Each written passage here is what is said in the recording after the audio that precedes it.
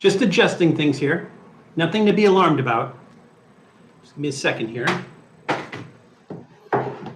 Oh, did you guys come into the room? Welcome to another Trippy Food live stream. Another Trippy Food grab bag live stream. We're also joined by Doodle, the Prince of Dogness. Hi, dude. How's it going? We're also joined by Doodle. So back to our regular live stream this week. We'll have a couple of interesting things. I usually put it out ahead of time what you guys are going to be privileged to during our live stream. Also wanted to say that we got a lot of stuff going on this week. So we just did a live stream, we just did a collaboration with Tom, old guy in Colorado, and that went up yesterday. Later on today, we're filming another one with Julie. That's whole part of, I guess we'll call it the Ring of Fire 5000 series. So we're going to have a couple of episodes. We're going to do one with Julie today, and then next week we're doing one with Katie from Beyond Seattle East. So it looks like there's a lot of people that have already come into the room. Who's in here now? Hi, dude. How's it going? Let's see. The Cassandra's here. Hey, blueberry almond sounds amazing on a Sunday. It does. It just sounds weird in almonds, though, so it's going to be really strange. So we have Cassandra is here. Tom is here. Let's see. Julie is here. Miguel Rangel is here. Everybody's saying hi to each other. Doodle's here, of course. Let's see, who do I have? Eli is here. Hello, how's it burning? I mean, how's it going? Well, it's not burnt. It's burning outside. That's why you might hear the low hum of the air conditioner, and we're just going to kind of have to deal with it because it's like 100 degrees outside.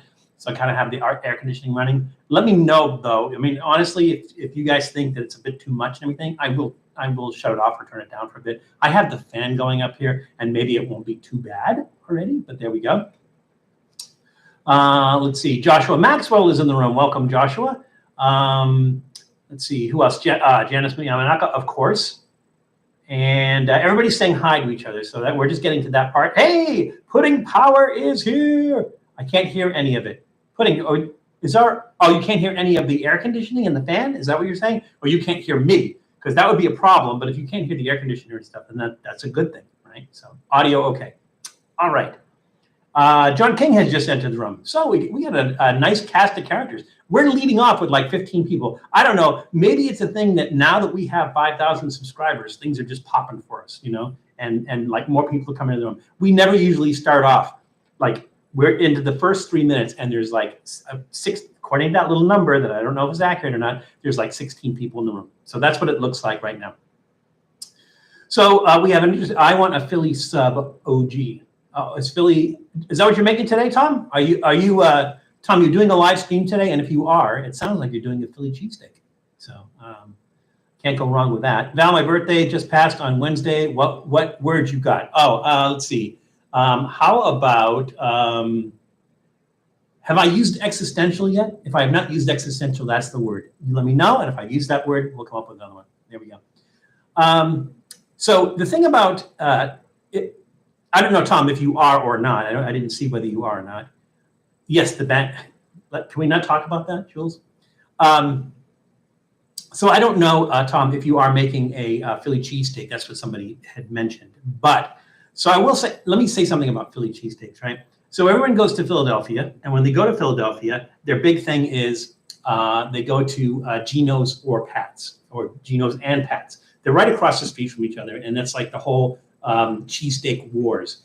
They're not really good. They're not really good. It's kind of like I'm not sure how to describe it, but it's like it's a Philly thing, right? But it's really kind of like shaved steak, and it's not the best quality meat. Cheese whiz, onions that have been on the grill for about a week and a half and everything. It's just not great, right? But it's one of those comfort, like if you're from Philly, it's one of those comfort foods. There are better cheesesteak places in Philly, like Jim's. So we'll actually, at some point in time, we're going to get out there, actually do an episode at Jim's. But it's not like it's a big, like when somebody in another city opens up a Philly cheesesteak place and says, as great as the cheesesteaks in Philly, it's not really saying a lot. It's just, it's kind of a really sloppy blue collar, food that people like. But for some reason, the tourists flock to Geno's and Pat's and make a big deal out of it and everything, but they're not that good. So that's what I'm starting off with anyways. Let's see. Hey, Janice and Val, what am I drinking? So now, John, you got Janice guessing what you're drinking now, right now. Okay, I'm going to say you're drinking a Coors Banquet. That's what I'm going to guess. That's my guess today. You're drinking a Coors Banquet. Yes, I'm having a live stream tonight. Tonight, the Villa Parmigiana and a risotto. Oh, that sounds wonderful. That's a nice Tom. But for anybody who doesn't know, I am Italian. So, before people start, I am Italian. That's why I look like, is his name Michael Imperioli? A friend of mine just told me he was watching, there's a new show, Michael Imperioli is on it. He was in, what is that show The Sopranos. He was in The Sopranos, and everyone goes, oh my God, it's Val. I mean, certainly, without the glasses and stuff. But he has a beard. But like, oh my God, it's Val. So I don't know. I don't see the resemblance, but, I'm always being compared to somebody anyway. So kind of there we go. Edward Hanna has just entered the room, and he has brought with him Adam Hebb. Hello, everybody. Hello, Edward and Adam. Did I miss anybody? Let's see. Doodle is like scratching away at my hand. He just loves his attention. I think a Dola Colada. Janice, don't get him started, please. Let's see. Val, my brother, you are. Oh, I am correct. Wow, 10 points for me. I'm hardly ever correct. You're Jay Leno in another universe where his name is Valentino and he eats crocodile. Now, this Cassandra, I will kind of agree that I look a little bit like Jay Leno, but honestly, if I'm going to have to arrange it, I'm going to have to find Jay Leno somewhere, and I'm going to have to if even just a photograph of me standing next to him, just so that people can see I really look nothing like him. But I guess I have similar features or similar types of features, and that's kind of why it is. But hey, Doodle, such a good pup.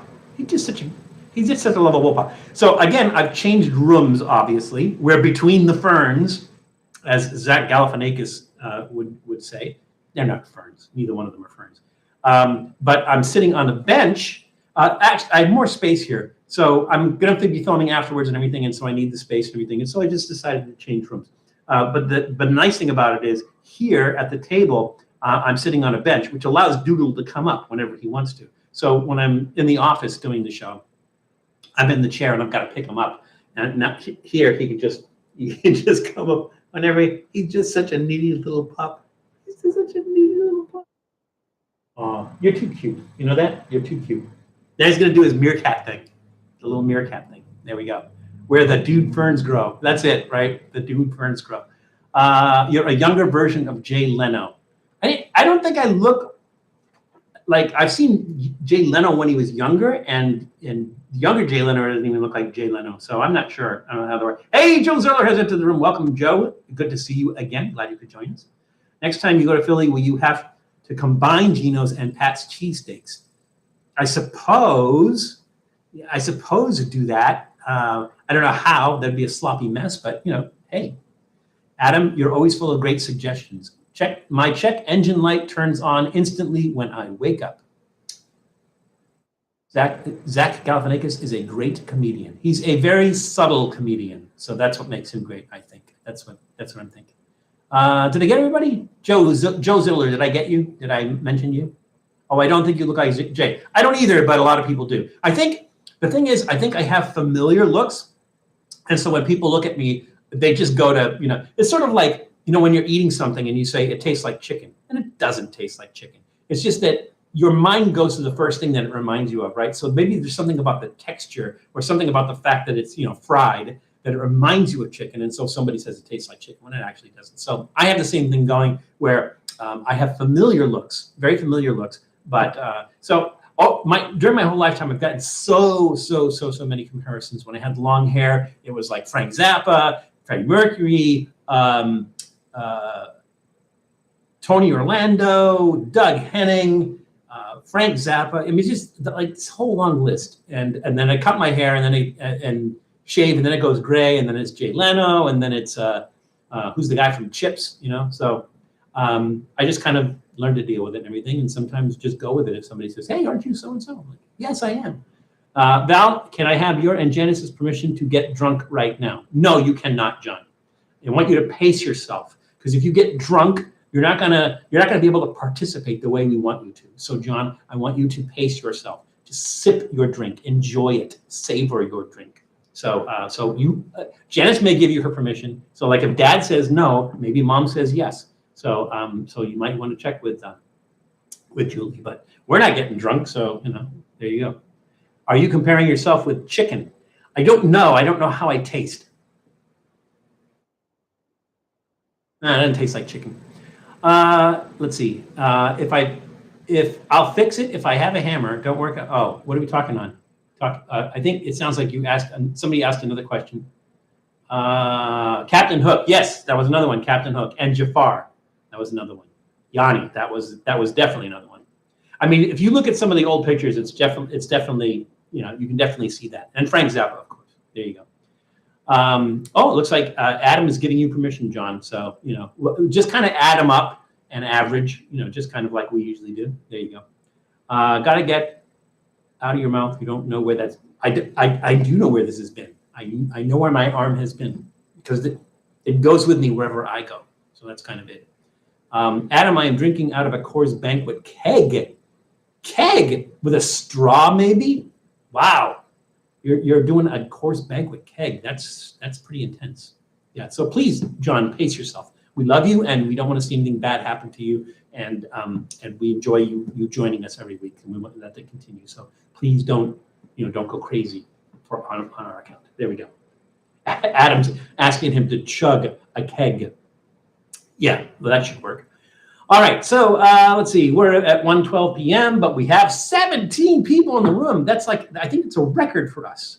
It's a record, 17 people. Trippy Philly sandwich with capybara and stinky cheese. That would be awesome. I can get the stinky cheese. Getting capybara is going to be difficult because the only place I've been able to find that is in Colombia.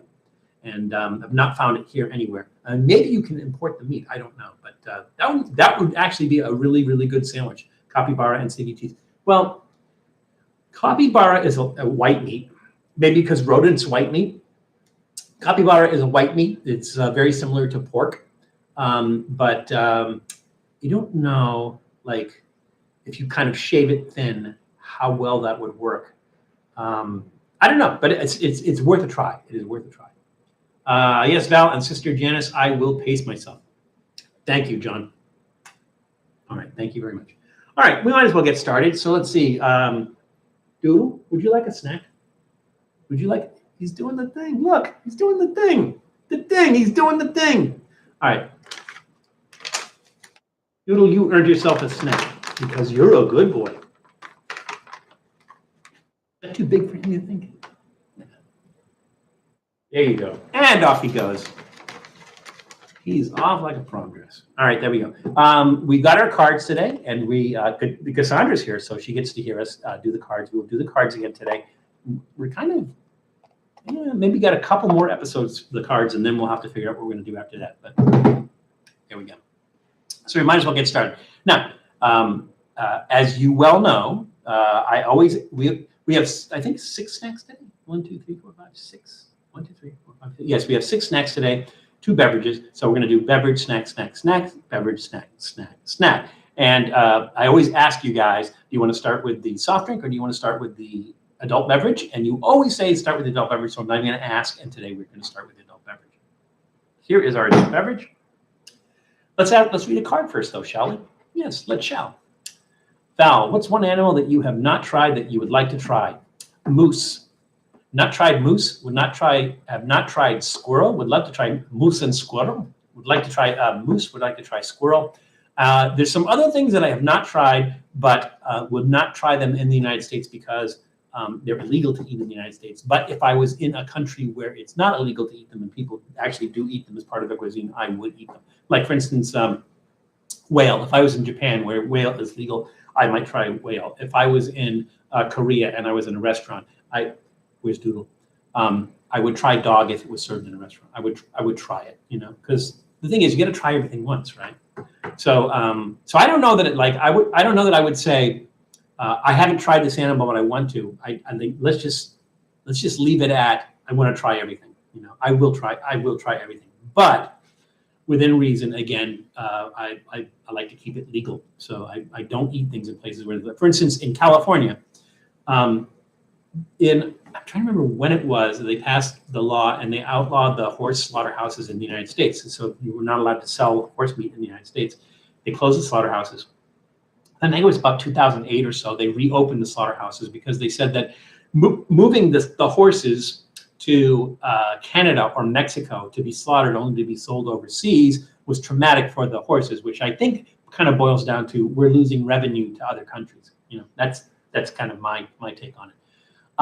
So once they opened the slaughterhouses back up in the United States, a lot of states started selling it again. So you can get it in, or it's.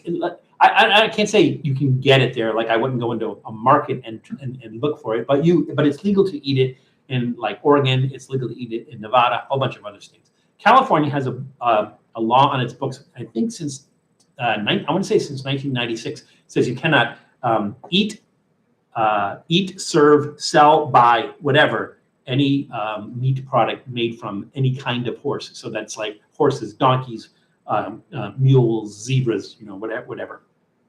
So, it's going to vary. So I wouldn't obviously eat horse in California, but if I was somewhere else where they had horse on the menu, I have, like up in Montreal, I have eaten horse. So, that's that. That's kind of, there we go.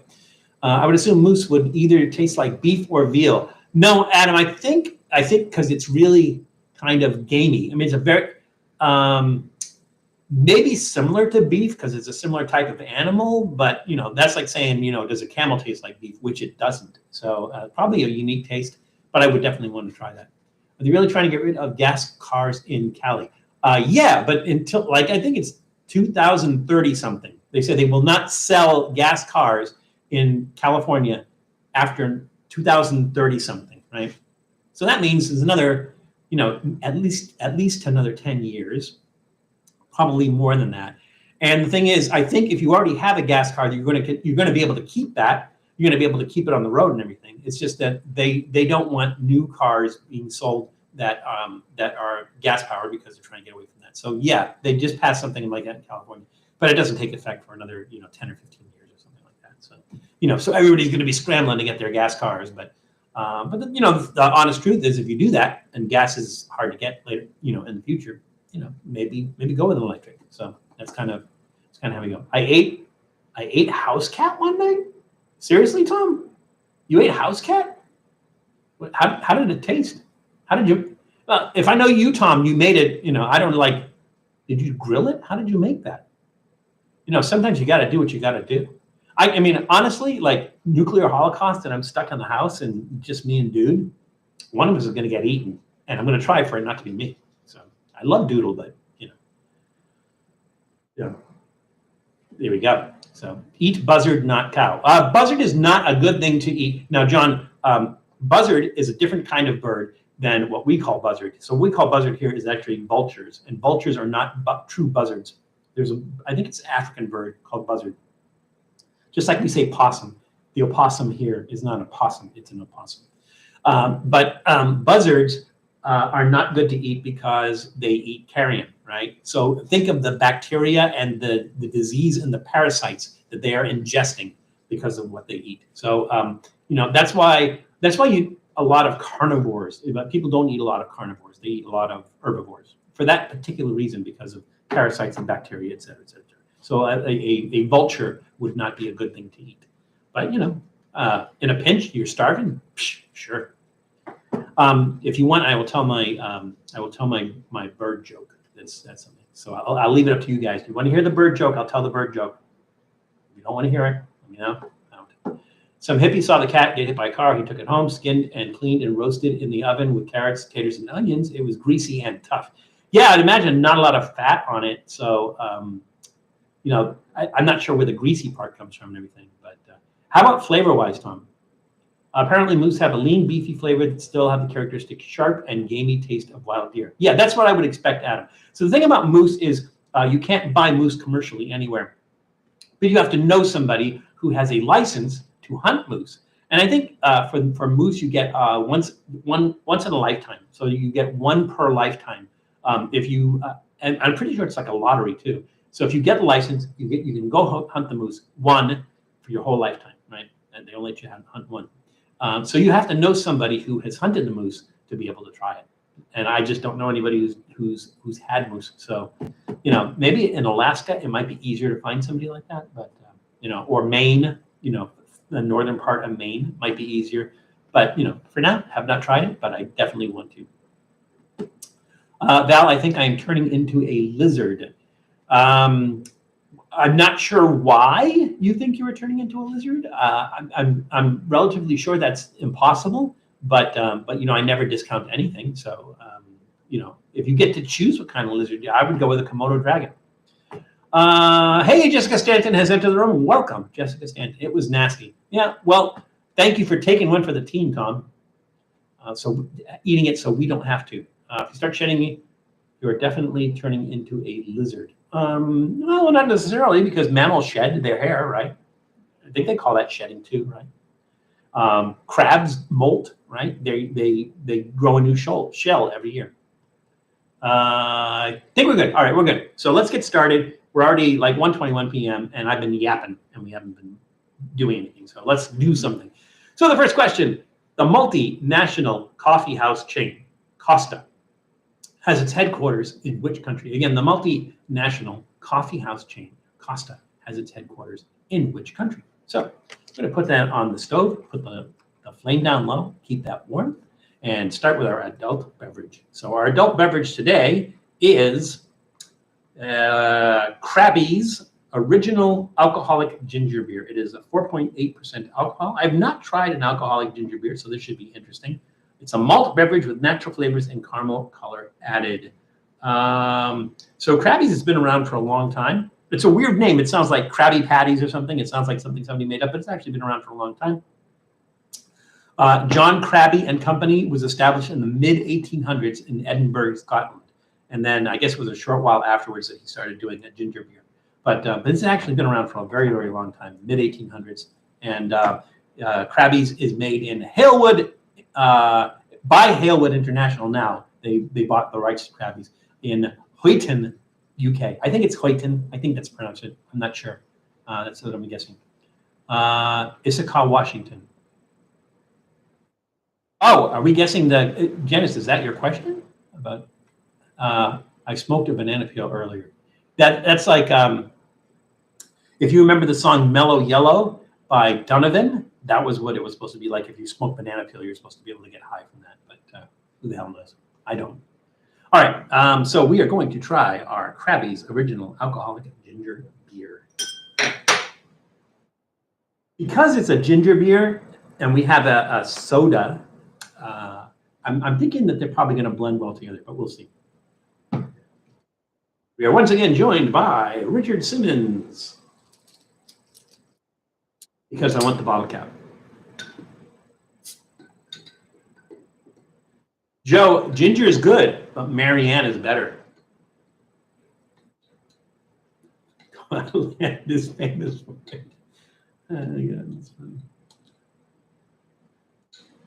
I think Val needs to hit up Anshu for that tenderloin. Which tenderloin? Moose? I don't think Anshu has. I mean, again, you can't sell it commercially, so I don't think Anshu has moose. Nice little label. It looks like an elephant on the label, because elephants come from Scotland, right? I didn't use my Trippy Food beer tornado glass because, you know, obviously this isn't beer. I don't know if it would work with a carbonated beverage. Probably. I think it would probably work with a carbonated beverage. Costco headquarters used to be in Kirkland, Washington. Yeah, which is why Kirkland is their brand, right? Their name brand. Edward Hanna, you are more than welcome to change your answer, because in the long run, it doesn't matter. That's a nice smell. It's definitely a ginger smell.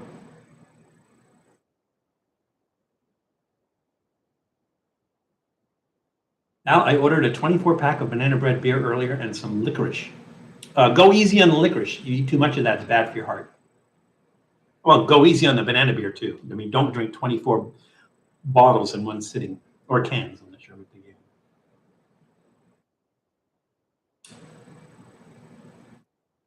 So I think my issue with this, it's not really an issue. So my thing with this is, It's a ginger beer, right? So my mind wants to go to ginger ale. Now ginger ale has sugar in it, right? Because it's a soda. This is a ginger beer. It's not a soda. So it does. I don't think they put sugar in it. Listen, they give the list ingredients. They do not list ingredients. So I don't think there's sugar in here. And I think that's the thing where I'm kind of getting a weird. It's a weird taste to me, but I'm expecting sugar because I've never had a ginger beer before. An alcoholic ginger beer, only had ginger ale. So I'm kind of expecting that sweetness, and it's really not there. Ginger flavors there. The alcohol is not too crazy, so it's like kind of like have you ever had some of the like hard root beers and stuff like that? Sometimes the alcohol flavor is like overpowering, so you don't really get that root beer flavor and everything. This isn't like that. So it's a ginger drink. It's a effervescent ginger drink with some alcohol in it and everything. It's really good. But they've had like 250 years to get it perfect. And I think they did. So that's a big thumbs up from me. There we go. All right. So Exotic does carry moose. Just checked. Sourced from Europe. Oh, all right. Well, I will have to see if I can get some moose because I have not had moose. Feel better, Julie. Where did Julie say she was? Oh, going to take a quick snooze. Oh my God. Julie, do you still have that migraine? I think you had that yesterday we talked. You were just getting over the migraine. So, Oh, sorry to hear that, hon. Okay, we will talk after the live stream. Julie and I are going to film after the live stream. Matt Zion would love that drink. He might. I don't know if he likes. Does he like ginger ale? If he likes. I mean, again, it doesn't taste like ginger ale. It's not sugary, and it does have alcohol in it. But to me, that's a good drink. That's 9 for the poor. Well, it's the ginger beer. So there we go. It doesn't even have a frothy head, so there we go. All right, yeah, big thumbs up, I think. Val, I think I'm turning into a cat. All right, so Jessica, you're turning into a cat. John is turning into a lizard. John, I would be careful because I've seen cats eat lizards, so you just really be careful. The question was, the multinational coffee house chain Costa has its headquarters in which country? Let's look and see what those guesses were. A long, long time ago. Let's see. It's funny because I immediately go to I ate a house cat once.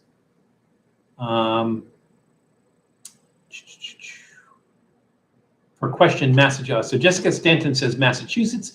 Janice Yamanaka says Ithaca, Washington. I think that was the answer to the question. Ithaca, Washington. Edward Hanna says Oregon. Tom says Quatland is famous for it.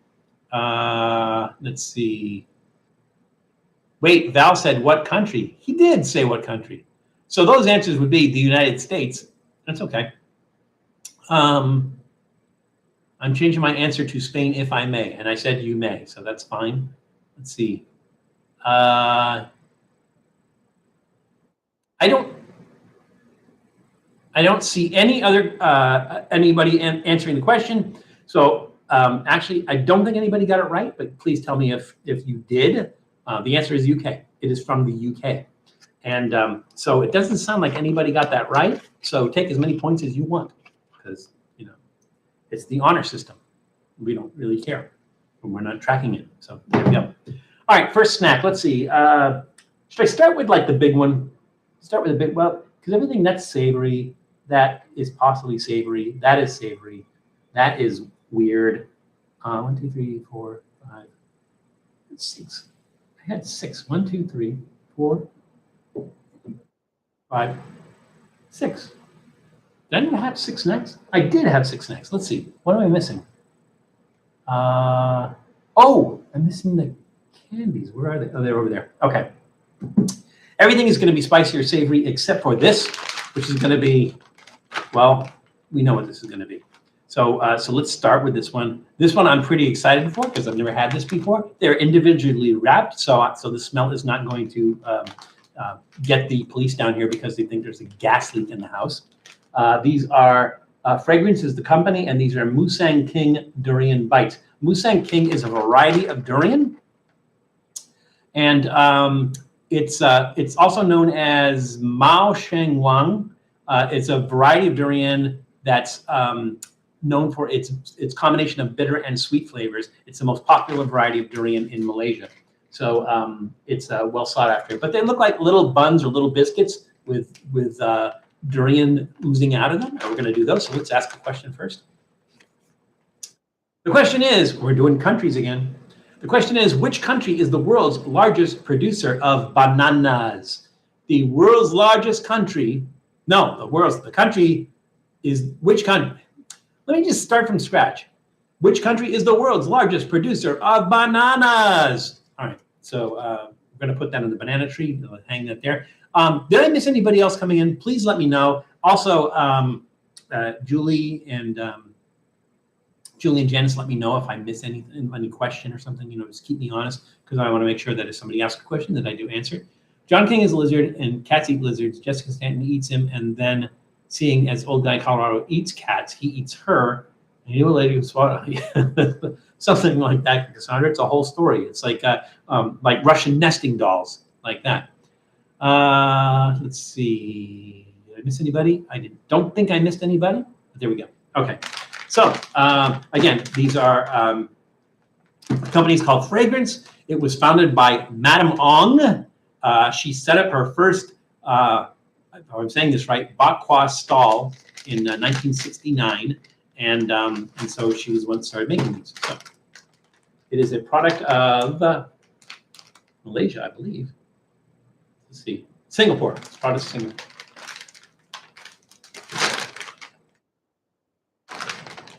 Oh yeah, you can smell it through the individual packages. Hope that dissipates by the time Claudia gets home. Cute little package. No, Janice, of course she did not. She does not know that I'm doing these today. But like I said, now she has such sensitive senses that she would probably walk to the door and go, like, were you eating durian again? No, it's just not just from this, just opening this up. But it is what it is. Oh, aren't those cute? That's pretty hard. It's hard and biscuity. I think I want to napkin here, paper towel. Hello, Jared Tierno. I'm glad you could join us today. Welcome. I guess we should bite. Should we try to cut it open or just bite into it? I have a feeling it's going to go everywhere. Let's do this. Let's break it open. Like a geode. There's crystals inside, durian crystals inside. All right, let's see what this is all about. It's like a really flaky pastry. It just falls apart everywhere.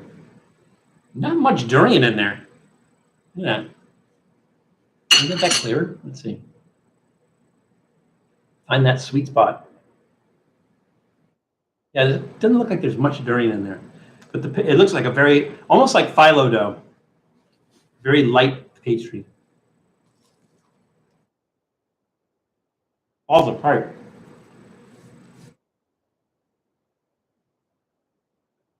Why do you want to be a giraffe, Cassandra? It's not too crazy durian.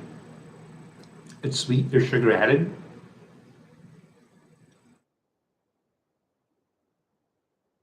It's kind of like your typical durian paste.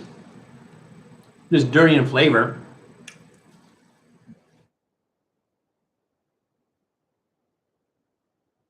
That biscuit that it's surrounded with is really interesting.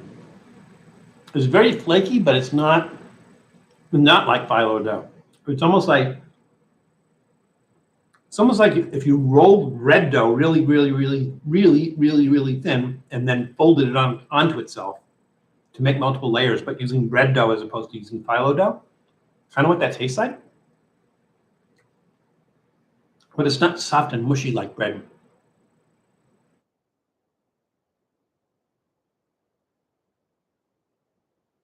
So it sounds like we're answering the age-old question.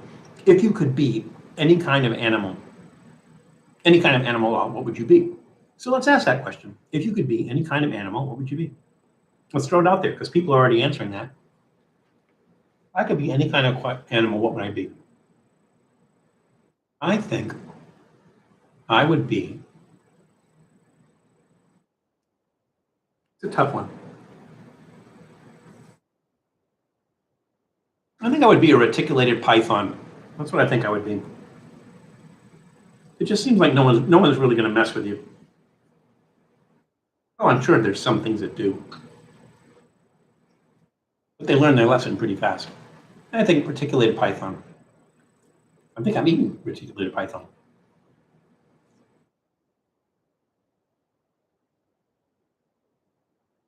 You doubt a horse with a horn isn't real. Unicorns with a super long-necked animal with a blue tongue. So the Cassandra, the theory about the unicorn is early Greek observations of an animal that looked like a horse with a horn on its head, on its face. And there's some speculation that they actually saw a rhinoceros, and they were calling the rhinoceros a unicorn. But who really knows? There's no unicorn skeletons anywhere. It's just possible that some drunk Greek guy goes, "Oh, look at that! Is a horse with a horn on his face?" Yeah, who knows? Here we go. Training my sharp feathers, I would be a parrot. Is an ex-parrot. When I got him home, I found the only reason he'd been sitting on the perch was because he'd been nailed to it. Norwegian blue, beautiful plumage. Should I eat that stuff? I mean, it's just dough, right? I should have brought the trash barrel over, but I didn't. Poor planning on my part. I'm gonna have to live with that for years. That's a big thumbs up. That's really interesting. It's kind of like a durian mooncake, but not exactly like a durian mooncake. The durian flavor is really nice. They've added sugar to it. It's not overpowering. You don't get that overpowering durian smell. At least I don't. That's a big thumbs up. That's delicious. So, yeah, there we go. Big thumbs up. I'm very tempted to join the Exotic Hot Dog of the Month Club. You should, Eli. Anshu has some awesome stuff. If you're out on his website, Anshu has some amazing stuff. And so I have never been disappointed by anything that I got from Anshu. So narwhal horns. No, but there's no way, Joe, that anyone's going to mistake a narwhal for a horse with a horn on its head, because it's a whale, right? A seahorse, maybe? I don't think so. Grabbed a jar of Old Smoky Tennessee moonshine pickles today, Jared. They're not good. Did we already air that episode? Julie, if you're still there, Julie, did we already air the? I think it was the P&P and olive loaf episode where we did the moonshine pickles with that. I don't remember if we aired that episode yet or not. I'm not sure. You heard it of the Mongolian death worm. I haven't heard of it, but I know that there's in Mongolia there is this fungus that attacks like a caterpillar worm and grows into it, and apparently it's like thousands and thousands of dollars per pound for these funguses that have grown into a caterpillar. So I'm not sure if that's what you're talking about or not, Joe. I'm not sure. Always look on the bright side of life. That's all because, copyrighted material. There we go. Our question was, what country is the world's largest? Hey, it's Dude. It's Doodle. Doodle, the Prince of Darkness. Are you back from the snack doodle, or are you just back? Doodle, everybody. Doodle, the Prince of Darkness. I like this arrangement where he can jump up by himself now. And just like whenever he wants to come up, he just comes up. So that's kind of nice. Which country is the world's largest producer of bananas? Let's see what the guesses were. The guesses were all the way back up there. Let's see. Durian. That wasn't a guess. Oh, there we go. Adam Hebb says Brazil. Edward Hanna says Costa Rica. Janice Yamanaka says India. Miguel Rangel says Cuba. The Cassandra says, oh, I know this one. India. And then Adam Hebb says, no, wait, Turkey. So he started out saying Brazil, changed it to Turkey. Joe Ziller said he was going to say Cuba. And I think in saying that, he actually said that. So, that's okay. Bananas are from Donkey Kong. Yeah, bananas were from Donkey Kong. Again, Quatland, they have huge banana factories. We actually manufacture bananas. That is correct. So the artificially manufactured bananas are in fact from Quatland. Quatland is the largest the largest distributor and manufacturer of artificial bananas in the world. But the world's largest producer of natural bananas is, in fact, India. So a couple people got that right. A lot of people got that wrong. Everybody take 10 points. I hope you're keeping track, because I'm certainly not.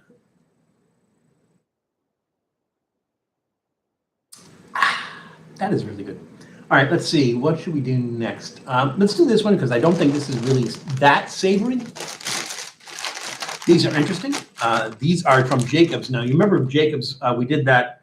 I can't remember what the biscuit challenge that they had was, like eating 3 of those biscuits within 1 minute. I think it was 3 in 1 minute. I think that was right. Yeah, and so Matt Zion and I, when we went to Bakersfield, we did that challenge, the Jacobs challenge, 3 biscuits in 1 minute. We couldn't do it. I don't know if anybody has done it. I'm going to check to see if anybody has done it. But the Jacobs, I call them biscuits, but I think most people in the U.S. you'd call them crackers, but in the U.K. they're biscuits. And that Jacobs challenge. We have done the Jacobs biscuits on this channel before, but I was in Cost Plus World Market and I saw these. I've never seen these before. They look really interesting, and they're called Twiglets. So they kind of look like pretzels, but I don't think they are pretzels. So the thing about Twiglets is Twiglets were invented, let's see, they were invented in 1929 by a French biscuit maker named Monsieur Rondelin. Monsieur Rondelin invented the Twiglets biscuits. But then W&R Jacob started making them. And so W&R Jacob was originally founded in 1851 in Waterford, Ireland. So the W is William Beale, and his brother Robert is the R, W&R Jacob. Although now it's just Jacobs. And again, originally manufactured in Ireland, but I think they're in Scotland now because it's all part of United Biscuits. So United Biscuits owns everything. Did Claudia give permission about? Oh no, wait! I scrolled way back up accidentally. Hang on a second. I missed some stuff, I think. Let's ask Val to play air guitar like Angus Young during today's live stream. Sonic, the reason we won't do that is because then I have to actually play some AC/DC so that you'll be able to hear, so you'll be able to see what, like me playing along to that. And I can't do that because that's copyrighted material, so we can't do that. So they'll figure something. We will figure something out. So we'll be able to do air guitar. Maybe on the music thing that we're starting, we'll do an air guitar session or something. So I like to say that I'm really good on air guitar. I'm really, really good on air bass. There we go. Did I miss anything here? Let's see. Val get up and play air guitar like. Oh, okay. Yeah. Like I could do it without music, but what fun is that? So there we go. Yeah. Okay, so let's ask a question.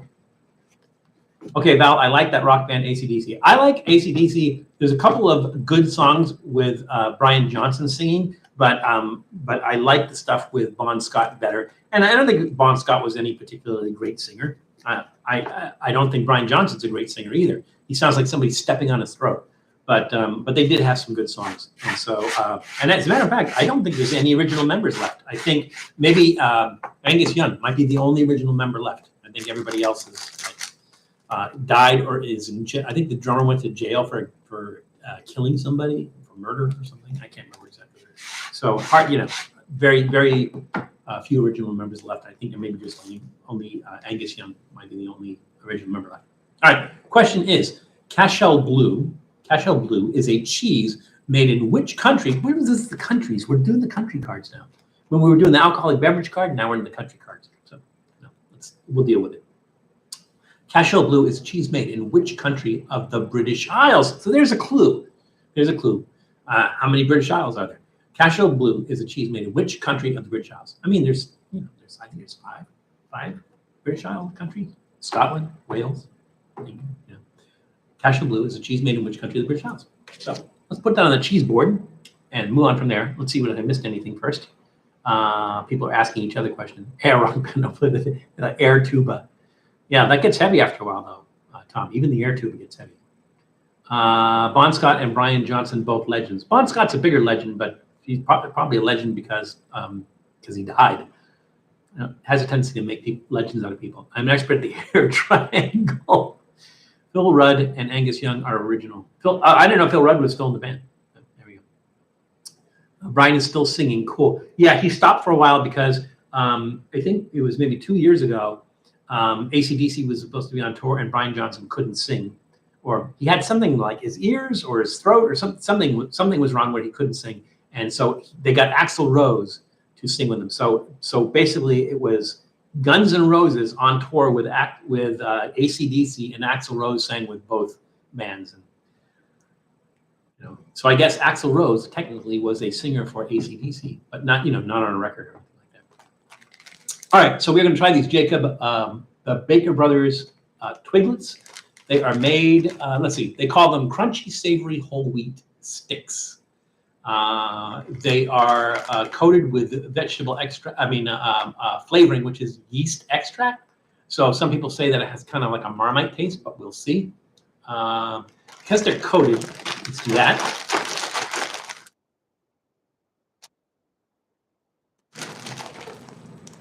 Ooh, they smell like socks. They don't have a great smell. Oh, weird looking. Look at that. I don't think that they don't look like pretzels.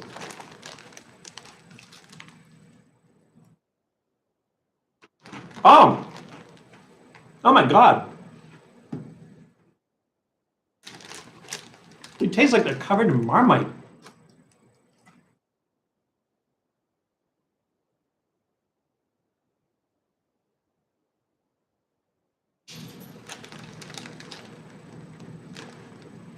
These aren't what you would call good. Oh.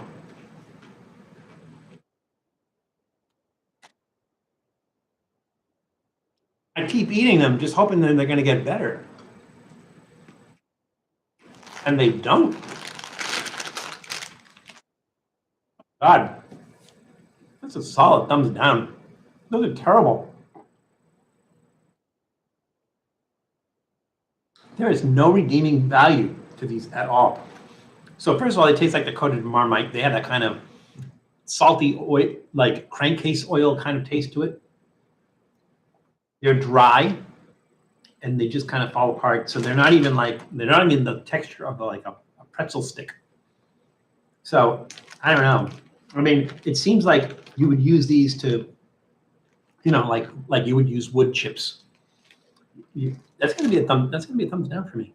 So there we go. It's the yeast extract. I'm sure that's what it is, Janice. But it's not. Janice, have you ever tried these, Janice? I got these at Cost Plus World Market, so they would have them there if you ever decide to try them. Because science, right? So nothing is to say that you can't try those, even though you heard me say how nasty they were. You might get a different take. So Janice, if you get a chance, try them out. I like I said, Cost Plus World Market is where I found those. But the bag is recycled, but the bag is not recyclable. The bag it's a plastic bag, and I don't believe it's recyclable. Is it? Well, wait a minute. The bag has been recycled. So it was recycled in the UK. It says don't recycle in curbside collection. So apparently the bag is not recyclable, but it's made from recyclable material, although it tastes like there's recyclable materials in the product itself. Thumbs down. It's a big thumbs down. Let's go back to our question. And our question was, Cashel Blue is a cheese made in which country of the British Isles? And the answers, or the guesses, were Miguel Rangel said UK, but I think UK is just another name for the British Isles. Great Britain, that's another name for the same thing. Let's see, where do people start answering that? Jessica Stanton says Italy. John King says Lizard, British Columbia. That's a fair guess because Canada used to be part of the of Great Britain, but it's not anymore. Again, Quatland. Quatland. About to get a hot pastrami sandwich for lunch. Can't wait. Deli, I get my chili at has one. I'll have to try it. Let us know, Scott, how it is. Let's see. Edward Hanna said Northern Ireland. Let's see. Janice Yamanaka says Ireland. Yes, Tom, apparently they do taste like socks too. I think those were the only ones. Sonic says London, but London's a city, not a country, I think. But he does say Scotland afterwards. He does say Scotland. There we go. The correct answer is in fact, the Republic of Ireland. Who said that? Somebody in there said that. I can't tell. I'd have to comb through it to find out who it is. They do make one called Cashel Blue. It looks the same, but it's pronounced differently, and that one is made in Quatland. So, Tom, you also got that one right. So, yeah, just figure out who it is, and then put in a requisition for the points that you would normally get, because I can't tell who's who and what's in there. $1.99 is pounds, right? 1.99 pound, one pound 99 pence for the bag recycled at the plant. Did it say that on there? I might have said that on there. I don't know. It's in the UK. I honestly don't know. There we go. All right. So let's see. We did beverage snack. That was our second snack. That was our second snack because we did the durian. Let's see. That's bittersweet and spicy powder. We're going to do that afterwards. This is barbecue, and that is cheddar. And let's do the cheddar. So Scotland. You don't have to say Scotland Isles, just say Scotland. So that includes the islands in Scotland. That would work. Iceland, Greenland, Ireland, we get it. They are lands. Yeah, so is Quatland and Hollywoodland. Completely guessed Ireland, Edward Hanna. So Edward Hanna, give Edward Hanna a large round of applause that he cannot hear. There we go. I have to fill out requisition forms. Yeah, there's a PDF. Yeah, Tom, I'll give you the URL afterwards. You just go there and you just fill it out online. It's fine. Val, I recommend you try baked potato lizard brains. Now, what size lizard would I have to make that a dish worthwhile? Because if you're talking about like a little gecko that's about that long, how big do you think their brain is? I'm going to guess it's about that big. How many lizard brains and how would you extract them from the lizard skull to make a worthwhile dish? I don't think you can. It's too much work. It's not worth it. So just too much work. I'm sorry. Kathy Ireland. Oh, Kathy, but that's Kathy Ireland was not part of the British Isles. So, Sports Illustrated lady in the 1990s. That's true. Val, how are you after those chips last live? Oh, okay. Jessica, hold that thought. No, we have time. We have almost an hour left. We have, I think, 4 snacks and a beverage. We can do this. So I will tell you guys, because some of you watched our Ring of Fire 5000 live stream. And at the end of that live stream, like an idiot, I did the 2021 and the 2022 Pocky One Chip Challenge. Right? I know that some of you were disappointed that I didn't do the peanut brutal that I specified, but those two chips had done me in, and we actually ran out of time. So let's talk about those chips. Now, I thought that the 2022 one was supposed to be hotter. It seemed like the 2021 one was hotter in the front of my mouth, like on my tongue, my lips and stuff. And it seems like the 2022 one was in the back of my throat, was hotter in the back of my throat, even though it turns your tongue blue. Maybe it's something about turning your tongue blue. It doesn't turn your tongue hot. So to me, that heat was in the back. But I did 2 of those chips, 2 of the one chip challenges, 2. So later on that evening, probably, I want to say maybe 3 hours later, I got massive, really, really bad capsaicin cramps. Now, Tom may attest to this because we were doing, I was doing a rehearsal for a radio show that Tom's doing. And in the middle of it, I had to get up and kind of walk around a little bit because I was getting like really, really bad capsaicin cramps. So the last time I got capsaicin cramps was when I did the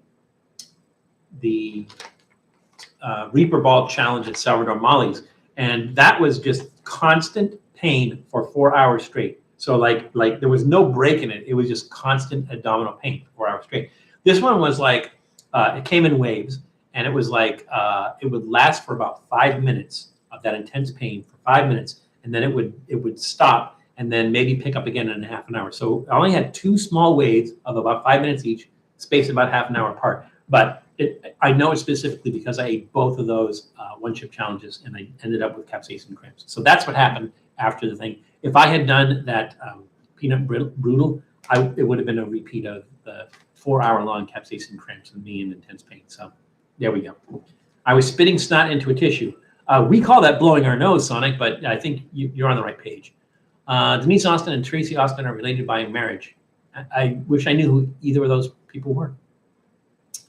I am alive, thank God. Yes, I did survive the Pockies. So, and I got the boxes on the shelf to prove it, and a little thing if I want to put that up somewhere, saying that I did. It must have been really hot. They were both really hot, yes. But a lot of capsaicin in there, and then so like I said, it generated capsaicin cramps. And it was weird because I didn't get hiccups eating those, which is really kind of strange. But there we go. Val, I have a huge brisket on the barbecue pit right now. I wish I could give you some. That sounds delicious. Did you marinate that in something? I think is that what you usually. I don't know if you usually brine a brisket or you marinate it in something when you do a brisket like on the barbecue pit. But how did you make it, John? That sounds really good. Never tasted my heat boundaries and got that type of pain before. Yeah, sometimes I do, sometimes I don't. Like I said, I've only really gotten the really bad capsaicin cramps twice, and last week was one of those times. So there we go. The hottest thing I ate was a habanero. Ooh, that reminds me. No, I'm gonna do that with Julie. I was just thinking of something. You reminded me of something. I'm gonna have to remember to do that with Julie because we're filming a continuation of the Ring of Fire 5000 after this. So there we go. Denise Austin is an exercise health expert. Wow, look at me. Like I know what an exercise health expert would be, right? No. All right, so we are going to do Andy Capp's Taste the Oven Baked Crunch Cheddar Fries, flavored corn and potato snacks. Baked, not fried. So let's ask a question. Oh, I better pronounce this right. Ha, that's funny. Ananas, like bananas without the B in front of it. Ananas. It's ananas or ananas? I'm not sure. Ananas is the French name for which fruit? So that is the question. And the question is, ananas is the French name for which fruit? See if you can guess. I will put this here on the fruit plate. And let's do our Andy Capp's cheddar fries. And we did Andy Capp's fries before. We did I think it was the hot fries. The hot fries. Never did just the plain cheddar fries. It just sounded like a nice break from hot stuff. Because I always seem to pick hot stuff for some strange, bizarre reason. So Andy Capp's cheddar fries is another one that is owned by ConAgra Brands, but it wasn't always. The product was actually created in 1971 by Goodmark Foods. Back in 1971. For those who don't know, that character is a comic strip character. I don't know if they still do Andy Capp comics, but I think he was kind of like a unemployed, drunken kind of guy. He was just hung up in bars all the time. But it was a comic strip called Andy Capp, and so these were created in 1971. But Goodmark Foods was acquired by ConAgra back in 1998, and then so now they're from ConAgra Foods. So ConAgra brand, Chicago, Illinois. It doesn't say like product of where. Contains milk. Well, you say it's cheddar cheese, it better contain milk. Okay, let's do just in case. There should be a spicy cereal called Capp. That's awesome, Eli. Speaking of spicy cereal, did anyone catch? I think the episode came out this week. Did anyone catch Matt and I reviewing the what was it? The Cinefuego Crunch. So it's like the Cinetoast or what is that? That Toast Crunch thing cereal. The Cinefuego Crunch is what they called it, and it was supposed to be available at Walmart, but you can't find it at Walmart. You have to buy it online. It comes in a little package.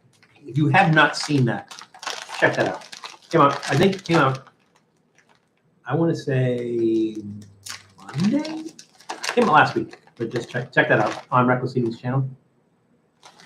Smells like foot cheese. That's what they look like. Let's see if we can get a close up there. I can have the hot fries. I can't eat the cheddar fries. Lactose intolerance, Jared? I'm lactose intolerant as well, which is funny because, well, it's not funny. When I did the Ring of Fire 5000 last week, I had chocolate milk because I found chocolate milk is, for me, really good at cutting the heat. So chocolate milk was my drink, and I drank a quart of chocolate milk after doing those two one-chip challenges. But for me, it's kind of like, what do I want? Do I want the capsaicin cramps, or do I want the gurgling innards that I get from being lactose intolerant? So it's kind of like a battle going on inside me. So later on, when I film with Julie, I'm going to have I didn't get any chocolate milk. I just had regular milk. I'm going to have that and just have that handy. So, you know, you can pay me now or you can pay me later. That's kind of how that works. Oh, I'm sorry. The question, Miguel, ananas or ananas is the French name for which fruit? That was the question.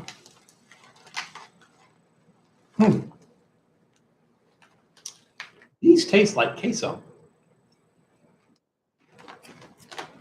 And I know what you're thinking. You're thinking, Val, queso is just Spanish for cheese. And while that's true, queso is typically the dip that they serve like it's like a nacho cheese dip. They call it queso. The funny thing is in Texas, when people say, let's get some cheese queso, I'm like, is there some other kind of queso besides cheese queso? I don't think so. But this has that flavor. It says that flavor, that the flavor of that nacho cheese sauce. And I'm not saying that in a bad way. It's really, really strange because, you know, if you have Cheetos, Cheetos is, I think, cheddar cheese flavored, but it's a completely different flavor than this. This tastes like melted cheese.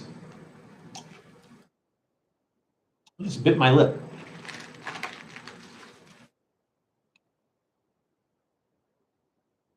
Val and Janice, have you tried the new Dream World Coke? We did. I think Janice did a separate review of the Dream World Coke, and I did a review of it with Matt last week. I don't think it's come out yet, so I'm not sure when Matt's going to air that. But Matt and I did a review. Matt had already done it, I think. No, Matt hadn't done it. Matt hadn't done it. When he was over here last week, we filmed a bunch of stuff. We did the Dream World Coke. So, so there will be a reckless eating review of Dream World Coke that Matt and I did. And I think, like I said, Janice has done that separately. I had to buy the case with all the little cans in it, but since then I've actually gone to the grocery store and seen the whole, the bottles in it. But I had to buy the case. So there we go. Val, I marinated the brisket in Coors Light and Cajun seasoning. That sounds good. That sounds really good, as a matter of fact. Dipping chunks of meat in cheese is so good. Yeah, that's considered, what is it? Fondue, right? I think it's considered fondue. Or for people who don't like fondue, there's fondant. What's a joke? There's no fondant. There's fondant. It's used in cake making. I like those. I like those a lot. I like that cheese flavor. And again, to me, it tastes like nacho cheese. It's cheddar, but it definitely has that cheese. You know, like some things you eat, and even if it says it's supposed to be cheddar, and it tastes like those little packets of cheese that they give you with when you order a pizza from Domino's that you sprinkle on them.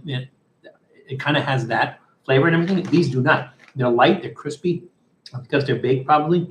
They have a really, really nice cheese flavor. Thumbs up. Those are really good. Never had these before, but they're actually very, very good. So get a chance to try those. Andy Caps, oven baked cheddar fries. Really good. Who'd have thunk it? All right, let's go back to our question. Our question was, ananas or ananas is the French name for a wish fruit? And the answer is, in fact, wait, let us look and see what the guesses were, okay? All right, and the guesses were,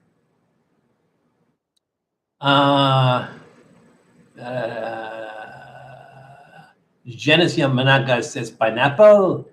Eli says pineapple. Tom, old guy in Colorado, says kumquat, because he has to. Let's see. Anybody else answer that? I don't see any other answers. Janice, can you ban this guy? Delete and ban. I see you deleted it, but just that guy was in here last week too. Or really annoying.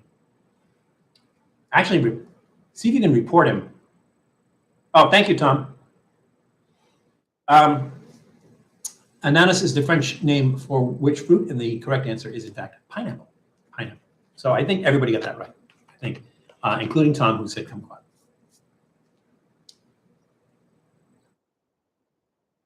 Really like that cheesy taste. Can we delete these? Let's see. Well, you report it.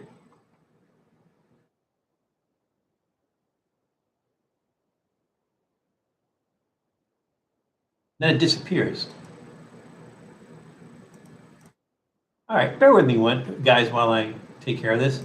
I don't want this in that, because the thing is, you get the playback, and I don't want people to see this in the playback, just because it doesn't belong here. Well, I'm going to report the jerk. There we go, and I think we're done. Perfect. All righty. Val, I found the Lay's. Ooh, there's some little weird marks there on the left-hand side. I don't know what those are. That's okay. Val, I found the Lay's Wavy Funyuns. Funny thing is, I can't have the original Funyuns. I didn't really think they tasted like Funyuns, the Lay's Wavy Funyuns. I didn't really think they tasted like Funyuns. So, you know. Is it because you can't eat onions for some reason, Jared? I'm not sure. I thought I'd answered Dole or fruit. Well, if you did, it was wrong. So I don't know, Sonic. Maybe it's you, because I don't know who it is. That would happen to your regular bedroom. It's now an irregular bedroom. No, I'm doing 6 snacks and everything, and then afterwards I'm filming with Julie. So I thought rather than to film in the office where I usually film, and then move out here to actually do the filming with Julie, I would just do it all out. I would do the whole thing out here. So we filmed out here last week for the Ring of Fire 5000. So as long as we did that, there's lots of room. There's the bench out here. So if Doodle wants to come up and visit, he just jumps up on the bench. Where is Doodle? Did he come back? I didn't see him. He may be in Claudia's closet. He likes to spend time in there. Is your house getting remodeled? It is not getting remodeled. We're just changing it up a little bit. That's all. Thank you, Joe, for reporting him, by the way. I don't think Funyuns taste like onion. I don't think so either. Val, have you had shrimp-flavored stick snacks? Shrimp-flavored stick snacks. I'm going to say yes because it sounds familiar, but I've had all kinds of Asian snacks that are like chips and sticks and stuff like that and shrimp-flavored. So I think maybe, but I would have to go back and take a look to see if there's anything I ever did on the live stream. I'm going to say probably, unless we're talking about something specific. So, Edward, if you can give me like a particular brand name and what the product name is, then I can check that out. And if I haven't done that, then we'll do it on another live stream. All right. So that was snacks. It was snack. So it is time for our soft drink. Talk about that in a second. Let's ask a question, and you guys can answer that question as we go. Val and Julie, I love you and everyone here. Well, we love you too, John. I'm drinking Arrowhead Mountain Spring Water. It's so refreshing. Yeah, the thing I like about the Arrowhead Mountain Spring Water is it's actually spring water as opposed to like distilled water. You can get distilled water cheap, and it's good. It's okay, right? It's just water. But something about the spring water just has that minerals and stuff that it actually has flavor. So there we go. They're usually called shrimp chips, even though they're stick shaped. Yeah, Janice, if you know of like a brand or something, then I'll come back. I know that I've had shrimp. I know I've had shrimp chips. The thing is, I don't remember if they were in stick form or chip form. So there we go. The question is, from which language does the English word potato originate? Or maybe it's potato. I'm not sure. Let's call the whole thing off. From which language does the English word potato originate? All right. So we're going to put that in our lexicon of lexicography. Let that sit for a minute and get to this. I get the bottles at Ralph's good price. Bottles of the Arrowhead Spring Mountain. Yeah, I usually do too. And sometimes I get just the Ralph's brand distilled water. Just so I have because I like to drink a lot of water. Except I didn't bring any water to the table. I don't know what I was thinking. All right, so today we are drinking Sokka's Finest. It's the quenchiest Cactus Juice. Now, Matt Zion gave this to me. So when he came over to film the other day, he gave this to me. He goes, hey, here's something for you to do on your channel. So we are actually doing this. This was a gift from Matt Zion. So thank you so much, Matt. Now, I will tell you that I don't think this is everything that it's supposed to be. So it is. I'm thinking, and I could be wrong, but I'm thinking this is not actually cactus juice. And the reason I say that is because this is themed. Now, Sokka, I don't know if I'm saying it right, Sokka. and that I believe is Sokka. Sokka and Momo are characters in the Last Airbender. So I think it's a film, Avatar: The Last Airbender, and in that film or show, whatever, they drink cactus juice. So they cut open this thing that looks like a barrel cactus, and they drink the juice from it. And although the plant resembles the fishhook barrel cactus, it shares the same hallucinogenic properties as the peyote cactus, which is native southwestern Texas and Mexico. So that's the idea. I think it's like a hallucinogenic drink, and they call it cactus juice. Now, this is manufactured by a company called Ginseng Up, which is like 7-Up, only made with ginseng. Ginseng Up. They were formed in 1981 in Worcester, Massachusetts, and it was a craft soda company, and this is one of their products. And again, the reason that I say that I think this is a bait and switch or a pig in a poke is that it says cactus juice, but then the ingredients are like it's a lemon flavored seltzer. So it's a lemon flavored seltzer, and we're gonna. I was thinking it was going to taste like cactus pears or cactus juice, and it's not going to because it's lemon. So, but it was nice of Matt to give this to us. It's kind of a crazy label. There we go. We're going to do it anyways. Our most popular brand is Calbee, and I have a lot of Calbee snacks, and there's a yellow and pink bag with polka dots on it. Thank you, Janice. I'm gonna look for that. Val, I am seeing double rainbows. Slow down on the Coors Banquet. I love the orange pineapple soda. Cactus Cooler is my favorite. I don't think I've had Cactus Cooler. Hey, Bob is in the room. REA Junior Music. Hey, Bob, I've not seen you in a while. Welcome. Good to see you. Glad you could take time out of your busy weekend, which is usually a busy weekend in your line of work. Glad you could join us. So there we go. Good to see you again, Bob. Hope to see you again soon. Sorry I did not get together with you when I came up to Massachusetts, but I had to leave relatively quickly. But the next time I come up, we will definitely get together. Let's make a point of it. Okay, let's go ahead and open this up. Simmons is back again. Miguel, is it actual cactus juice, though? We did a cactus pear episode. I don't think we did juice, though. I think we ate the fruit. I think that's what it was. All right, I'm going to save that. No smell. Clean glass.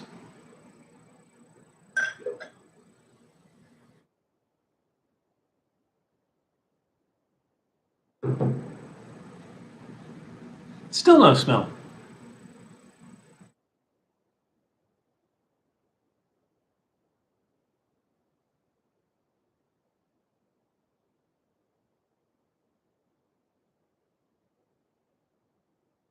Claudia really likes Trader Joe's sparkling water, the lemon one. They have a couple of different flavors, but the small bottles, they have lemon and they have lime one. She doesn't like the lime one. She likes the lemon one. If I didn't know better, I would swear that's what I'm drinking here, is that it tastes exactly like the Trader Joe's sparkling water with lemon.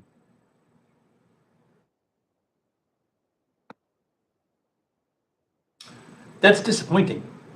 It's not that it's bad. Again, I drink it. I drink it all the time because we usually have 8 bottles in the refrigerator at any given time. So I drink it all the time. It's not bad. I like it. It's okay. But you said cactus juice.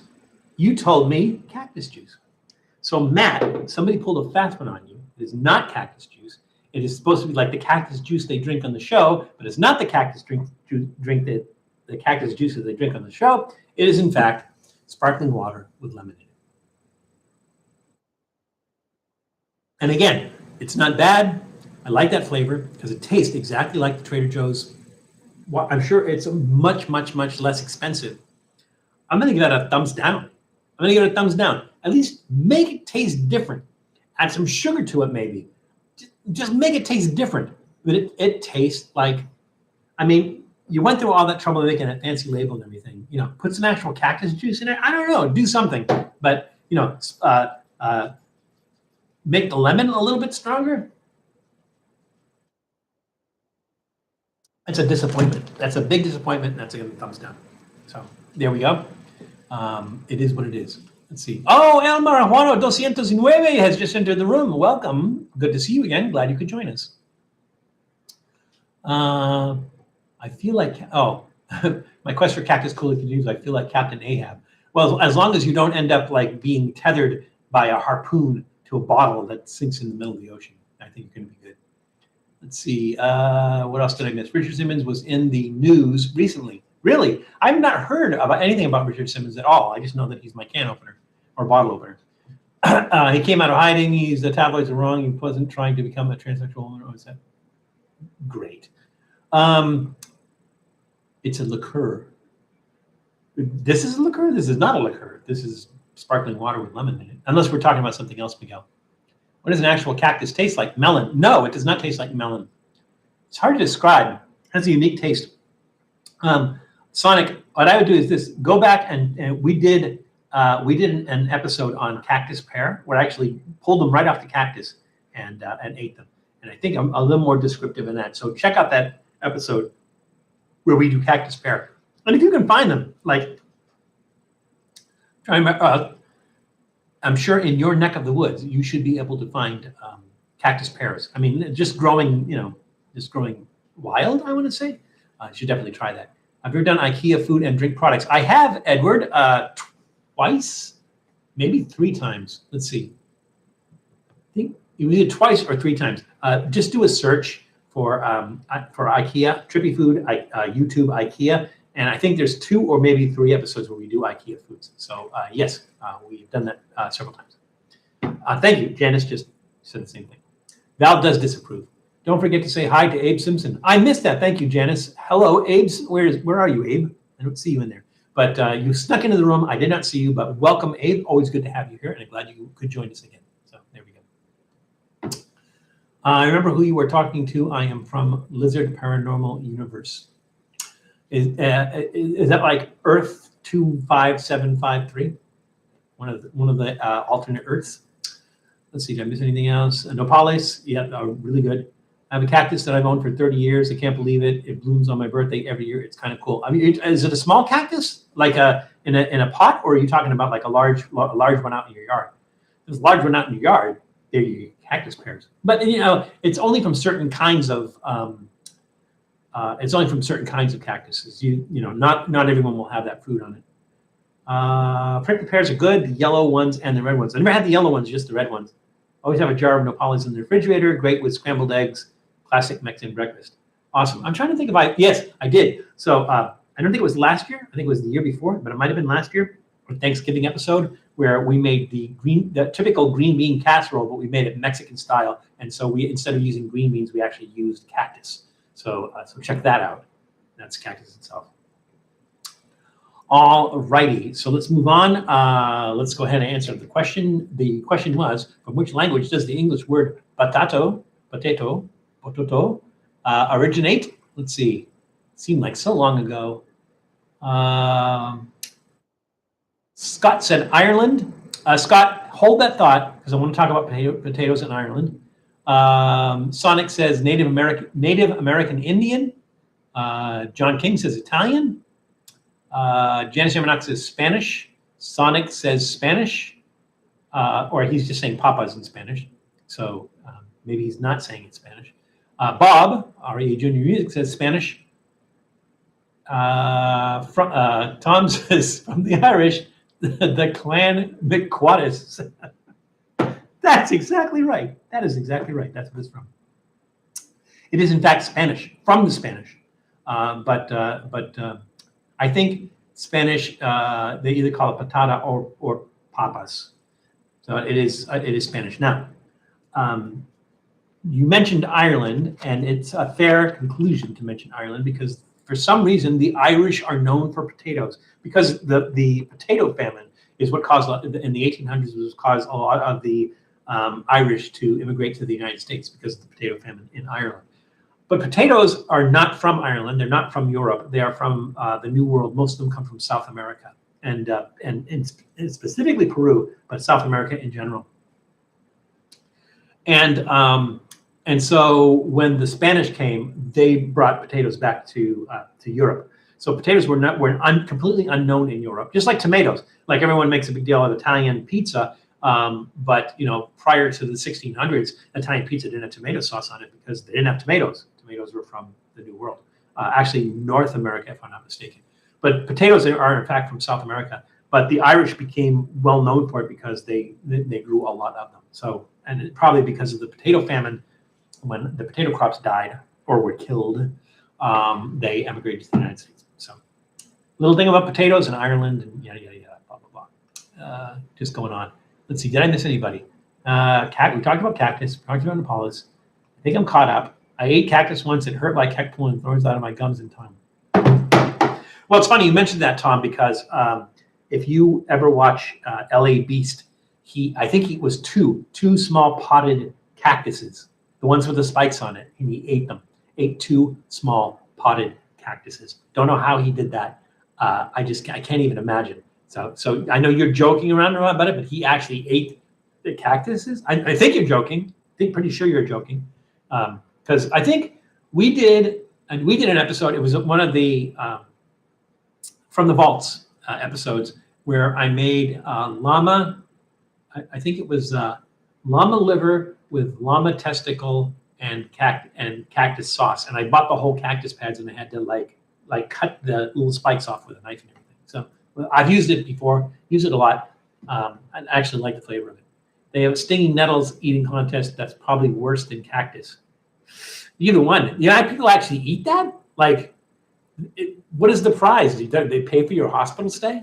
That is just so my favorite vegetable is bacon.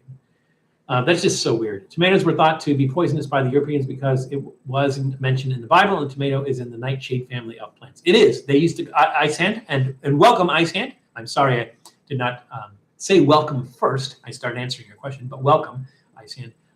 Yeah, they originally called it wolf peach. It was called wolf peach. Doesn't that sound delectable? All right, so we did not do something stupid. So let's do that. It's time to do something stupid. That is not going to add any flavor whatsoever. All it's going to do is dilute this. But we'll give it a shot. So, cheers. It was Stinging Nettles contest. Oh no, okay, that was Janice that said that. I kind of ate it. I was drunk and fell. Oh, you did a face plant into it. Oh my! Ooh, good thing you were drunk. Otherwise that would have really. Oh my God! And the thing about cactus, about having an encounter with a cactus, is you have to really be careful. You make sure you get all of the spines out, because they'll get infected if you get inside them. That's the cactus's protection from getting eaten by animals.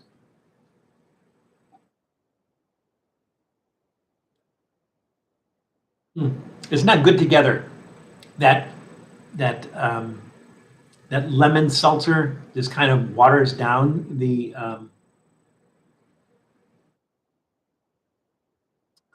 ginger beer. It's not good. So since this is water, essentially sparkling water, I would just drink that to refresh myself, and I pour myself a little bit more of Crabbies patties. There we go. Oh, guy, did you recover? He obviously recovered, I think. All right, so let's see. Well, we got 3 snacks left. How are we doing on time? Half an hour. We got this. All right, so let's do these next because they look interesting. Let me move this over here so I don't forget that we're doing these. We'll do these last because I think they're going to be an assault on our senses.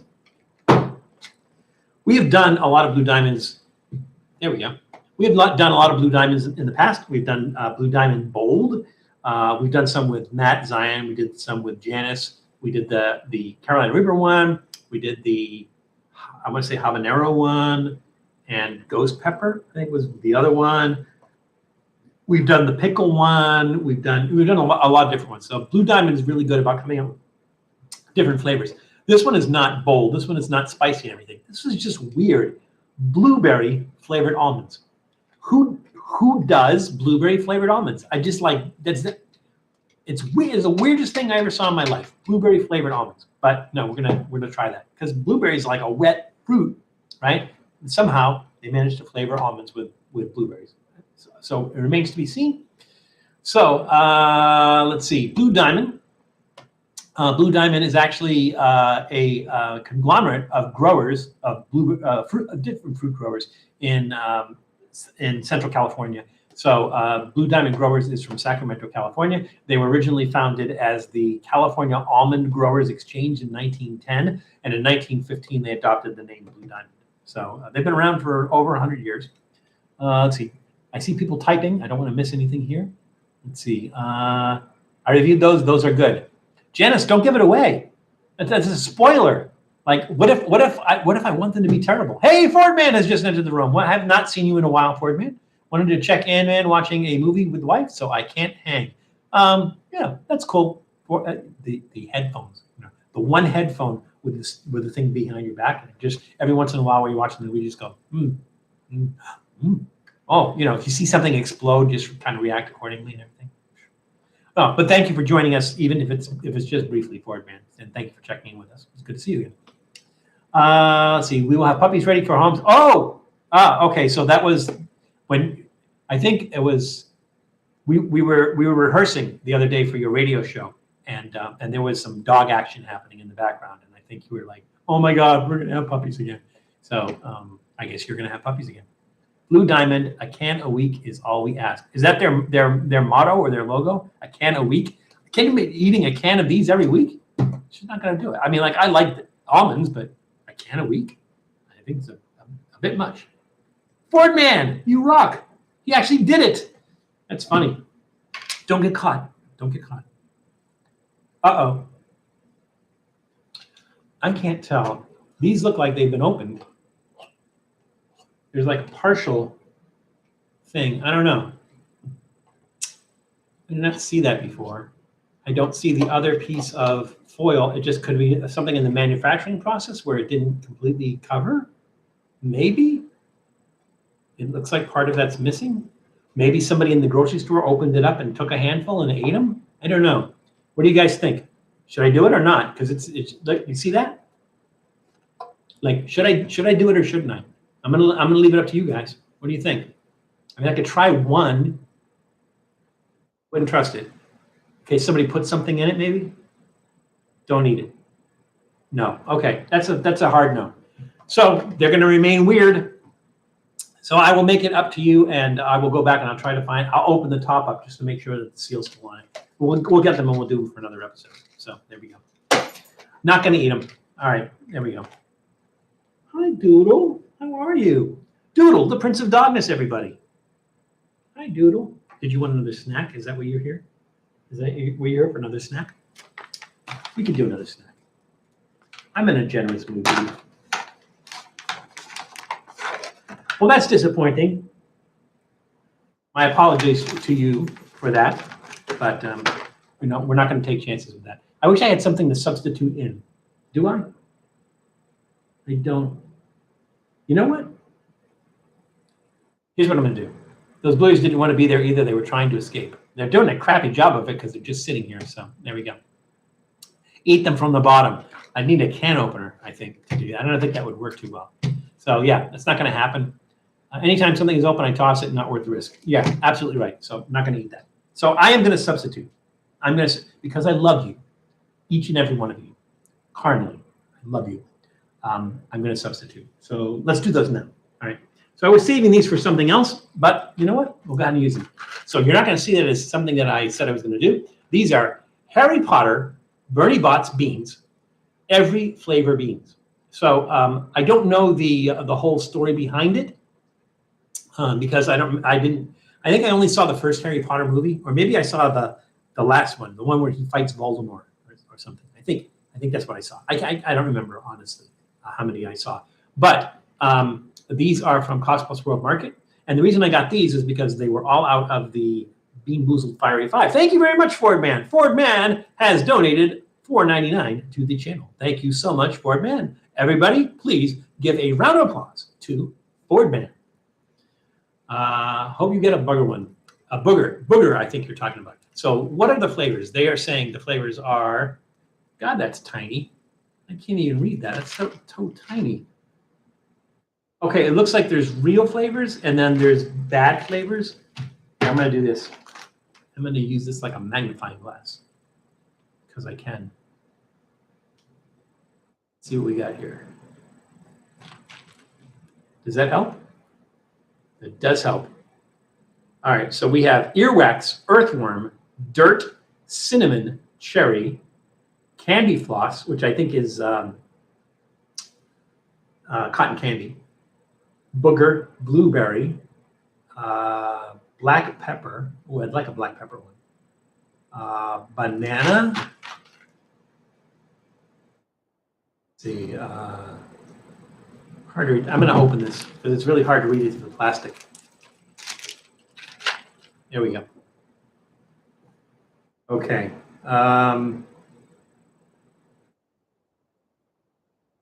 Gross. It just says gross. Green apple, marshmallow, rotten egg, sausage. I bet that's good. Lemon, soap, tutti frutti, vomit, and watermelon. All right. So I will tell you that, it's very similar to Bean Boozled. I've done the Bean Boozled ones, and I almost never get a bad one. Matt was saying like, no, I'm gonna go get the Bean Boozled right now, and you're gonna get a bad one. And it took like 3 tries for me to get a bad one. And even though I got a bad one, it was kind of like the thing about getting a bad one was it wasn't as bad as it sounded, right? So I think the thing is like Matt automatically, his taste buds just like automatically said that's horrible, that's disgusting. My taste buds go, that's bad, but it wasn't like I didn't have that same kind of reaction or anything. Earwax, there is earwax in here, Bob. So maybe I'll get one of those. The thing is that they're similar colors and they're different. It looks like they're completely different colors. So I guess we'll just figure out what each one is. Go vomit go. Isn't that a song from the 60s? Go vomit go vomit go vomit go. All right. So here's a yellow one. So this one looks like mustard, but I don't think it's mustard. It looks like it is probably. Get the magnifying glass out again. God, that's so tiny. Who actually sees that? No, it does look like rotten egg. That one's yellower. This one is kind of a mustard color. Maybe banana? Maybe banana? I don't know. Let's see. And again, what did we learn 2 weeks ago about banana flavored candies? Anybody remember what we learned about banana flavored candies?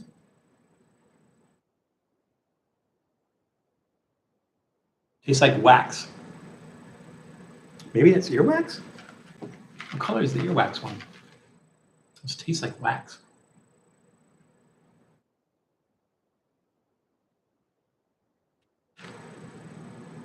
God, this is so tiny. I should just take a picture of it and then I magnify it. I'm like, what am I thinking? It's not rotten egg.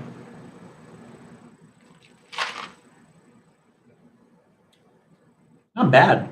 It's like a custard. It's like custard. I don't know. Hard to tell. I don't think the earwax is yellow though. Tastes artificial. It does, of course.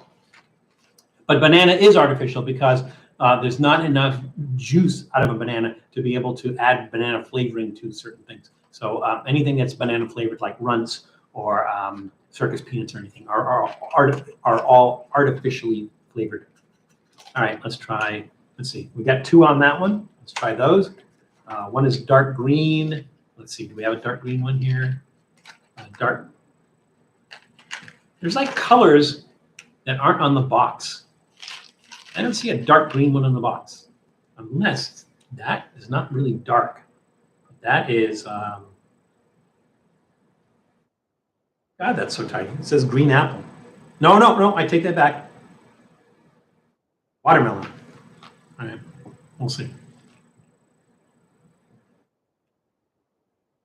There's a whole box of these, Janice. I could be here for weeks.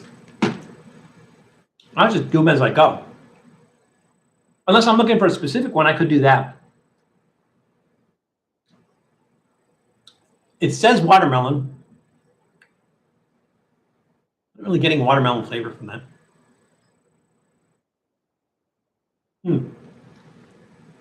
Back when Bamboozled first came out, I was doing a Reckless Eating main show. Or that was the main show, but everyone got together to do filming in Matt's backyard. And one of the challenges, I can't remember who it was I was challenged against, was to eat a whole box. Who could eat a whole box of the Bean Boozled first? I think it was, I can't remember who I was going against. But all I did was I just took the whole box, opened it up, and poured the whole box in my mouth and decided to eat it. What he did was he would sprinkle a few in his hand and eat them, and a few in his hand. And so he was getting these bad flavors. Whereas me, I just got the whole box with everything mixed in together. It was a lot easier to eat. So obviously I won. If you call that winning, I just ate a whole box of these things. But I'm not sure. Okay. Tom is leaving. So everybody remember that Tom, old guy in Colorado. Tom, are you doing an hour earlier again this week? Or are you going back to the old 5 p.m. 5 p.m. our time, 6 p.m. your time? Are you are you moving it up an hour or again? Or you is that a permanent change? Same new time. Okay, so it's 4 p.m. Pacific time, so an hour after we finish. 4 p.m. Pacific time, 5 p.m. Mountain time, which is Tom's. So Tom is going to do a live stream today. So check it out. Old guy in Colorado, always good work. And if you missed the episode yesterday it came out where Tom and I made strawberry tacos. Definitely check that out. So thank you, Tom. Always good working with you, and look forward to your live stream. And we'll see you soon. Thank you for joining us. And this pink one, I think, was candy floss. Maybe that for me would be a gross one because I don't like candy floss. Oh, yeah. It tastes like candy floss. No, it does. It does. It tastes like, no, it tastes like bubble gum. Was there a bubblegum flavor? I don't know if there was a bubblegum flavor. These are kind of weird. I'm going to have to like slowly eat this whole box one at a time. I check them out. Let's see, 120 calories per serving. How many in a serving?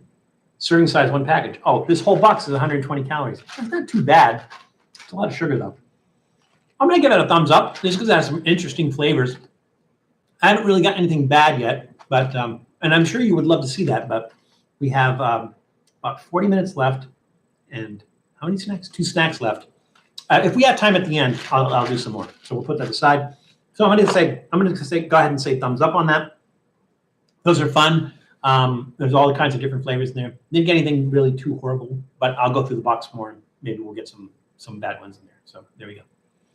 I'm back. Had to step away for a while. Well, welcome back, Jerry. Glad you could join us again. All right, so let's do this one next. And again, sorry about the blueberry almonds, but we're not going to take a chance with that. So, these are Snacklands, which sounds like Cracklins, right? But not Cracklins because they're vegan. That's right. So Snacklands, they're Snacklands. These are barbecue flavored plant crisps. They're calling them plant crisps. They look like Cracklins or chicharron. Now, these are a product of Canada, and they have only 3 ingredients made from simple ingredients: yucca, or is it yucca? Yucca, mushroom, and onions. They're the only ingredients in here. And this was started in Washington, D.C. back in 2015 by Sammy Kobralski, because he was Mormon and he wasn't allowed to eat pork, but he wanted some product that kind of tasted like pork and everything. So he came up with these Snacklands. There's several flavors. I'm pretty sure I got these at Cost Plus World Market. These are barbecue flavored. Now, I'm just thinking yucca, mushroom, and onions, those are good flavors. So this is going to be nice. Is it going to taste like pork? I'm going to say no, probably, but I think it's probably going to be good anyway. Oh, forgot to read a card. Okay, the question is, toronja, Toronja, toronja is the Spanish word for which food? Again, toronja is the Spanish word for which food? So we'll put that aquí, and we'll come las chips. Chicharrones. Como chicharrones. You know, hot sauce is hot when you can track its path. Yeah, exactly. That's what happened to me last week with the one chip challenge. I knew exactly where it was the whole time. Just got my pastrami sandwich, and it's great steam and great food is a good afternoon. Well, thank you, Scott. And And good camaraderie from great subscribers is also good. They look like chicharrones. I mean, honestly, like I've had some of the fake chicharrones before, and this one probably looks more like a chicharrone than any of the ones I've had before. Let's try it. It's like the light, airy ones. So they got the consistency down perfect. Just melts in your mouth. Ooh, really, really nice seasoning.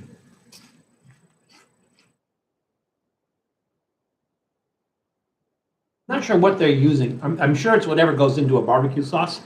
Whatever that seasoning that you put in a barbecue sauce, I'm sure that's what they're using.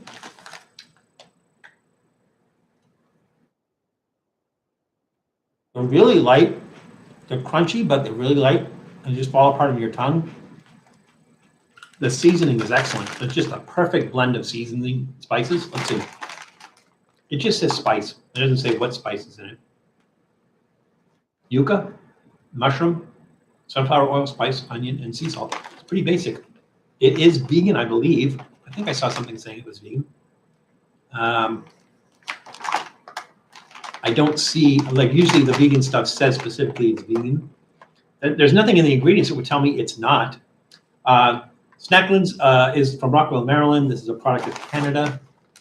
Oh, no, there's the vegan thing right there. There's the vegan thing. So it is vegan.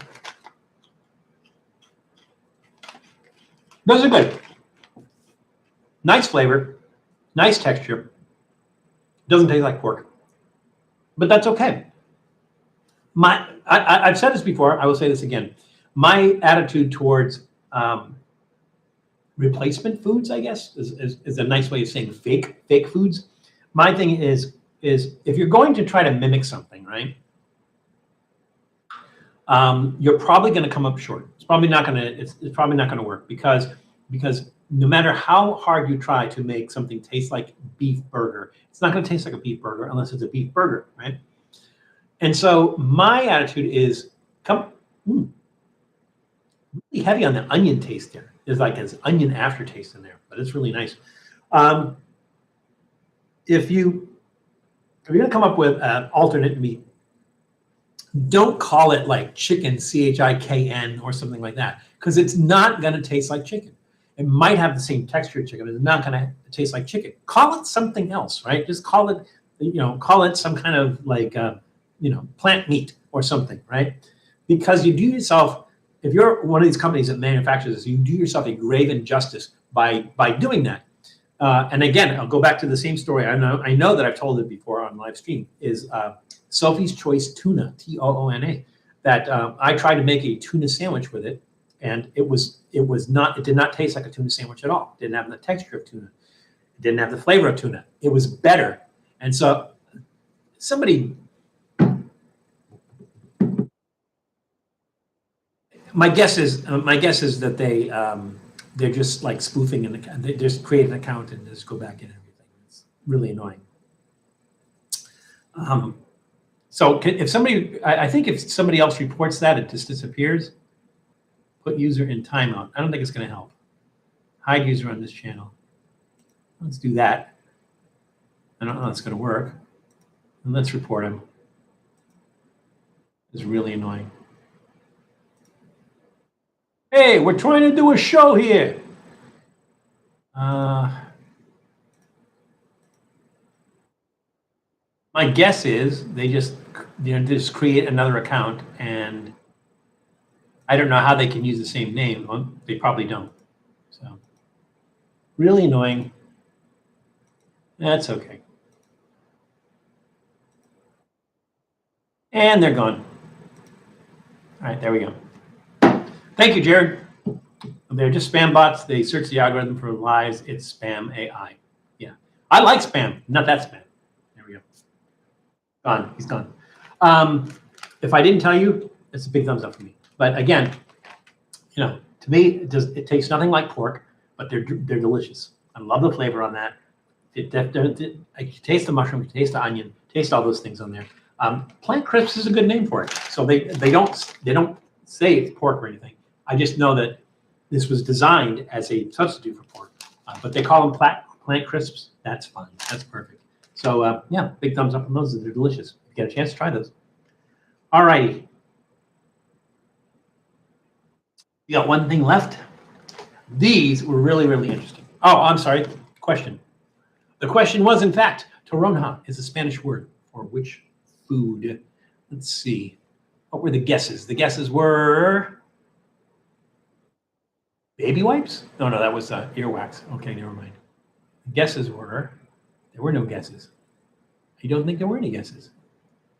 Oh, yes, there were. Eli says grapefruit. Miguel Rangel says grapefruit. Janice Yamanak says grapefruit. If Tom was here, he would have said kumquat. I think that's it. And everybody is correct. It is grapefruit. So no points on that one because everyone's correct. What fun is that? All right.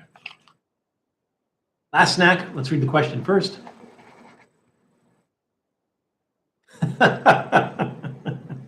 Thanks, Sonic. That ought to work.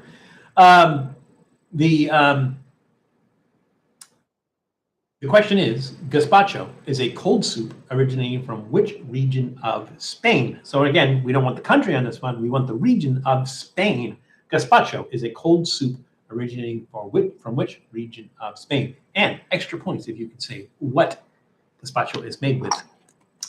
All right, there we go. So let's go to our snack. And these are hormigas. Hormigas. Now, does anybody speak Spanish out there? Hormigas is the Spanish word for ants. Right? There are no ants in here. And the reason I know that hormigas is a Spanish name for ants is because we've done the Colombian leafcutter ants before on our show. I love them. They're delicious. There's no ants in here. So this is watermelon flavored candies confited with bittersweet and spicy powder. Sounds scary, doesn't it? That's why we're doing this one last. The company is Productos Indy, and there's a little picture. I don't know if you can see that little icon there. Let's see. Get my stupid face out of the way. The picture right there. That's their icon, their mascot, Indy, right? So I think, oh, it's a guy with a hat. It's supposed to be Indiana Jones, except it's a Crocodile Dundee hat, but it's the Indiana Jones logo. I mean, the Indiana Jones font for Indy. So I don't know, go figure. So Productos Indy was founded in November of 1990, and they are from Santa Catarina in Nuevo León, Mexico. So let's try these. These are individually packaged as well.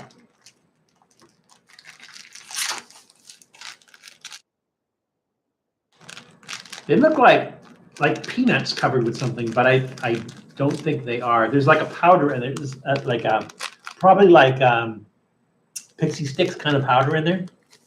See that in there? So maybe the idea is you just open it up and pop the whole thing into your mouth. I'm not going to do that. I might do that, but let's try it first. Let's try one of the little beans or beads. Gazpacho sounds like gumbo. It doesn't taste like gumbo. I like both. Mimi Rat has just entered the room. Welcome. Good to see you again. How you doing, hon?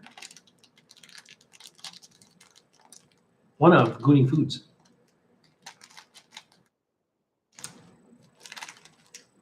I'm having such a hard time opening this. Gazpacho is a soup best served cold. Or is that vengeance?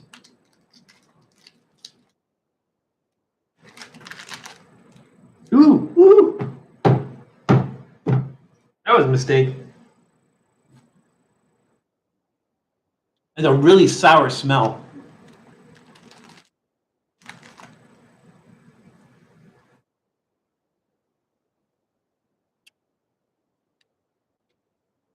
I'm trying to figure out what that is in the middle. It's like a watermelon Jolly Rancher. Getting the sour. It's like forehead sour. It's that sour. It's also sweet. It's a combination of things. There's definitely a hard candy in the middle. You do get some watermelon flavor.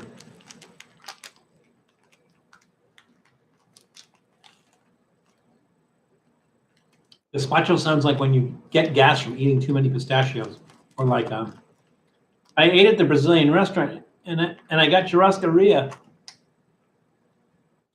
It's a Brazilian restaurant joke. These are sort of like the preserved plums, but not as crazy sour as the preserved plums. It's like a nice sour. It's not crazy. It's not crazy warhead. It's not as hot. It's not as sour as warhead. It has a nice sweetness to it. It has a nice watermelon taste. And again, it's like there's that hard candy in the middle. These are actually pretty good. I don't know, like if there's a way to eat these where you're consuming the whole bag with the powder, or to put in something.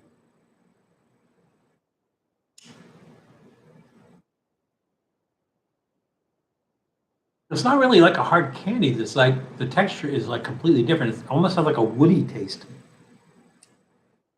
Not like tasting the woody. Come on.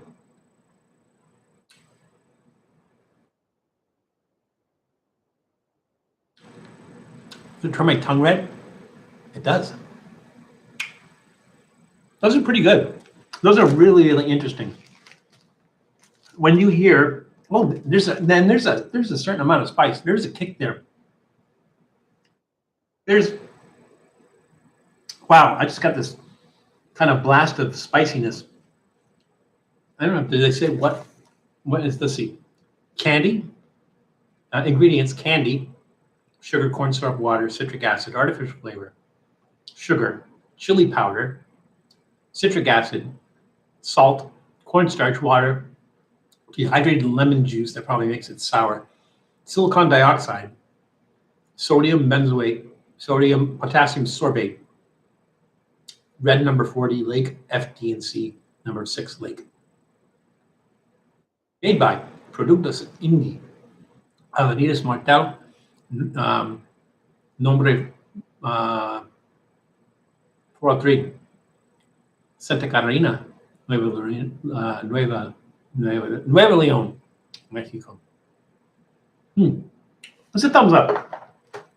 I can't see eating a lot of those, but they're really interesting. So yeah, that's gonna get a thumbs up from me. They're really interesting. I want to try hot chocolate with cheese. What cheese available here would be a good substitute? So when I get together with the in-laws, they do the hot chocolate with cheese. You want something that's going to melt? I would say like a mild white cheddar. A mild white cheddar would probably be the way to go on something like that, Eli. I have not seen it done with like a campesino or like a high moisture cheese. I don't think that, like an artisan cheese, I don't know that would work. So I think your best bet is going to be to go with kind of a mild white cheddar. I think that's the way to go. So try that. Let me know. Let me know what you think. If you get, let's see. I was going to say Munster, because you don't want to add too much flavor from the cheese. So, but try it. Let me know. So that's it's a weird. When I first got together with the Colombians, they started doing that. I just thought it was like a whole weird thing. But so such is life. All right. So let's mix these things together. I'm trying to think of the best way to do this. I think I have an idea. Let's do the bowl thing again. So let's take a couple of these. Let's shake it up a little bit. Oh, the card. Sorry. Gazpacho is a cold soup originating from which region of Spain? And the answers were, Ice Hand said Catalonia. Janice Yamanaka said the Iberian Peninsula of Spain. The peninsula is the whole of Spain. But it also includes Lebanon. I mean, not Lebanon. Portugal. Let's see. People were talking about gazpacho. Now, everyone was talking about gazpacho, but not talking about where it's from. There weren't a lot of guesses. It's actually from Andalusia. Nobody got it right, so everybody gets 200 points, because that's just how I feel today. And we're down to like 9 cards. All right, so let's do our stupid thing, because we've got 6 minutes left. I think we can do this. I don't know what that one is. It's green with some red on it, and the pink one. Should just do 2. That's fine. Let's do 2 of these. You know what? Let's do this. There we go. Little. Break that up. That's our fake chicharron. Our mushroom and onion chicharron. Our Marmite Twiglets. If they're Twiglets, are there adult twigs?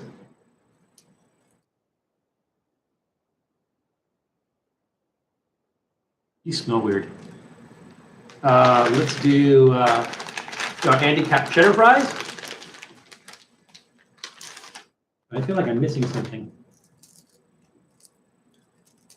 1, 2, 3, 4, 5. I am, and I know exactly what I'm missing. 1 second, please. This ought to be interesting. Oh, I have an idea.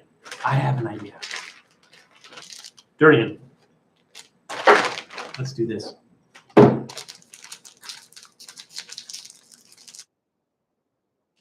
Recipes are just queso fresco or fresh mozzarella.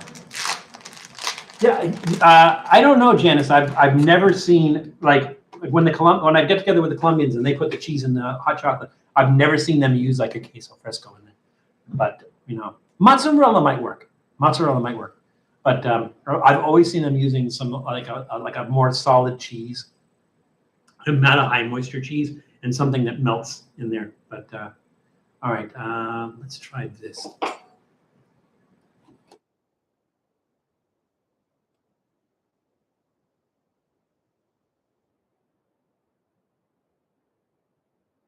I feel like a mad scientist. You guys know where I'm going with this?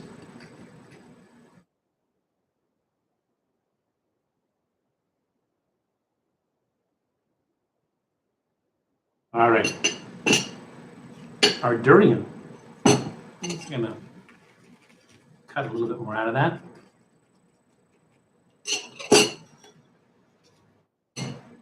I'm gonna mush that a little bit.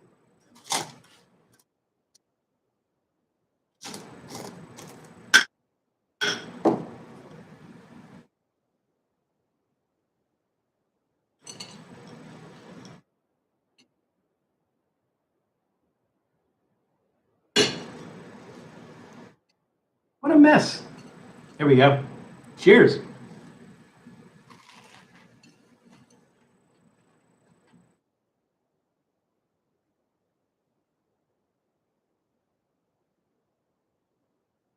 I get the sour, but I did put the powder in there, so that makes sense that I would get the sour. And the durian. So that durian has more flavor when you mix it with all this other stuff.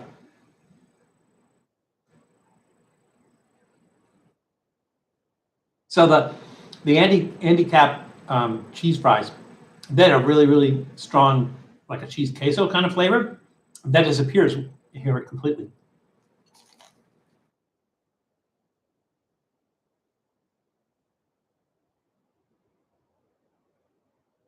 I'm getting durian, sweet, and bitter. That's about it.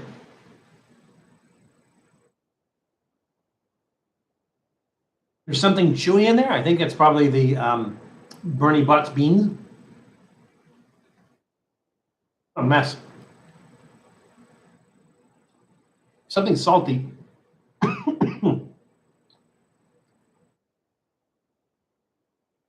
Something had a strong, the Candies had a strong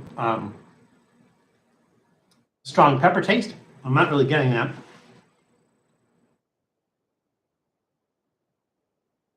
It's interesting, the combination of flavors, but none of it's bad. There's just like you just get this kind of like different sections on your palate with different flavor components. It's kind of weird, but actually pretty tasty altogether. I want to give it a thumbs up. I mean, it's not like I would make my own bizarre Czech mix like this on a regular basis, but it's not bad. So yeah, thumbs up. Trail mix. Yeah, but on which trail? It's come like the Trail of Tears, maybe. See you guys for some veal parm and risotto. Oh, okay, Eli, taking off. We're about at that time, anyways. This is why the old clock on the wall. Oh, no clock on the wall. But we are at 3 o'clock. Again, I apologize for the blueberry almonds, but we did make it up to you by adding something in that we hadn't planned on, so we're good. And I think maybe I will do the blueberry almonds at some other point in time. We'll get them to do this at some other point in time. So it's going to be back again. I did this last week. I thanked you profusely for giving us 5,000 subscribers. We're still at 5,000 and it has not dropped back down. And I appreciate it. And I thank every single one of you for making that happen. So could not have done it without you. And I really, really appreciate it. So I thank you so much. Again, this is, the high point of my week. I love doing this. And I'm glad that you can join me as well. I love the community that we have here, the camaraderie that we have here and everything. It's just like, it's just a really, really, I've seen like some of the other, in other chats and everything, things going back and forth and people getting catty and stuff like that. You guys are a great, great group. And I really appreciate your support, especially, I mean, Janice, since we started every single episode, thank you, Janice. You were instrumental in getting us to 5,000 subscribers. Again, also check out the other people that have channels too. If you don't know who they are, go to our YouTube page and down at the bottom, it's featured channels, and under featured channels you can see there. So Janice Yamanaka, Old Guy in Colorado, Rob Switch Reviews, Reckless Eating, LA Beast. They're all in there, and so definitely check them out. When you do check them out, though, especially some of the up and comers like Fine Dining or Wander Wisely, right? Give them a subscribe. Give them a subscribe because they could use that to help build their channel, and be sure to like on the videos. So just like we do. And I would not recommend them to you if I didn't think that they would have an entertainment value for you. So I'm not asking you to do that just to do it. I'm saying if you really do truly enjoy their channel, by my recommendation, then please go ahead and do that. Yeah, thank you again. Thank you, Doodle. Thank you for being a good boy today. You were a very good boy today. And again, it's the high point of my week. I love doing this, and I will continue to do this as long as I'm physically able to do this. So thank you all. I hope to see you all next week. So just remember that it's crazy out there. So please be careful. Please take care of yourselves. Definitely take care of other people. And we'll see you soon. Bye, everybody.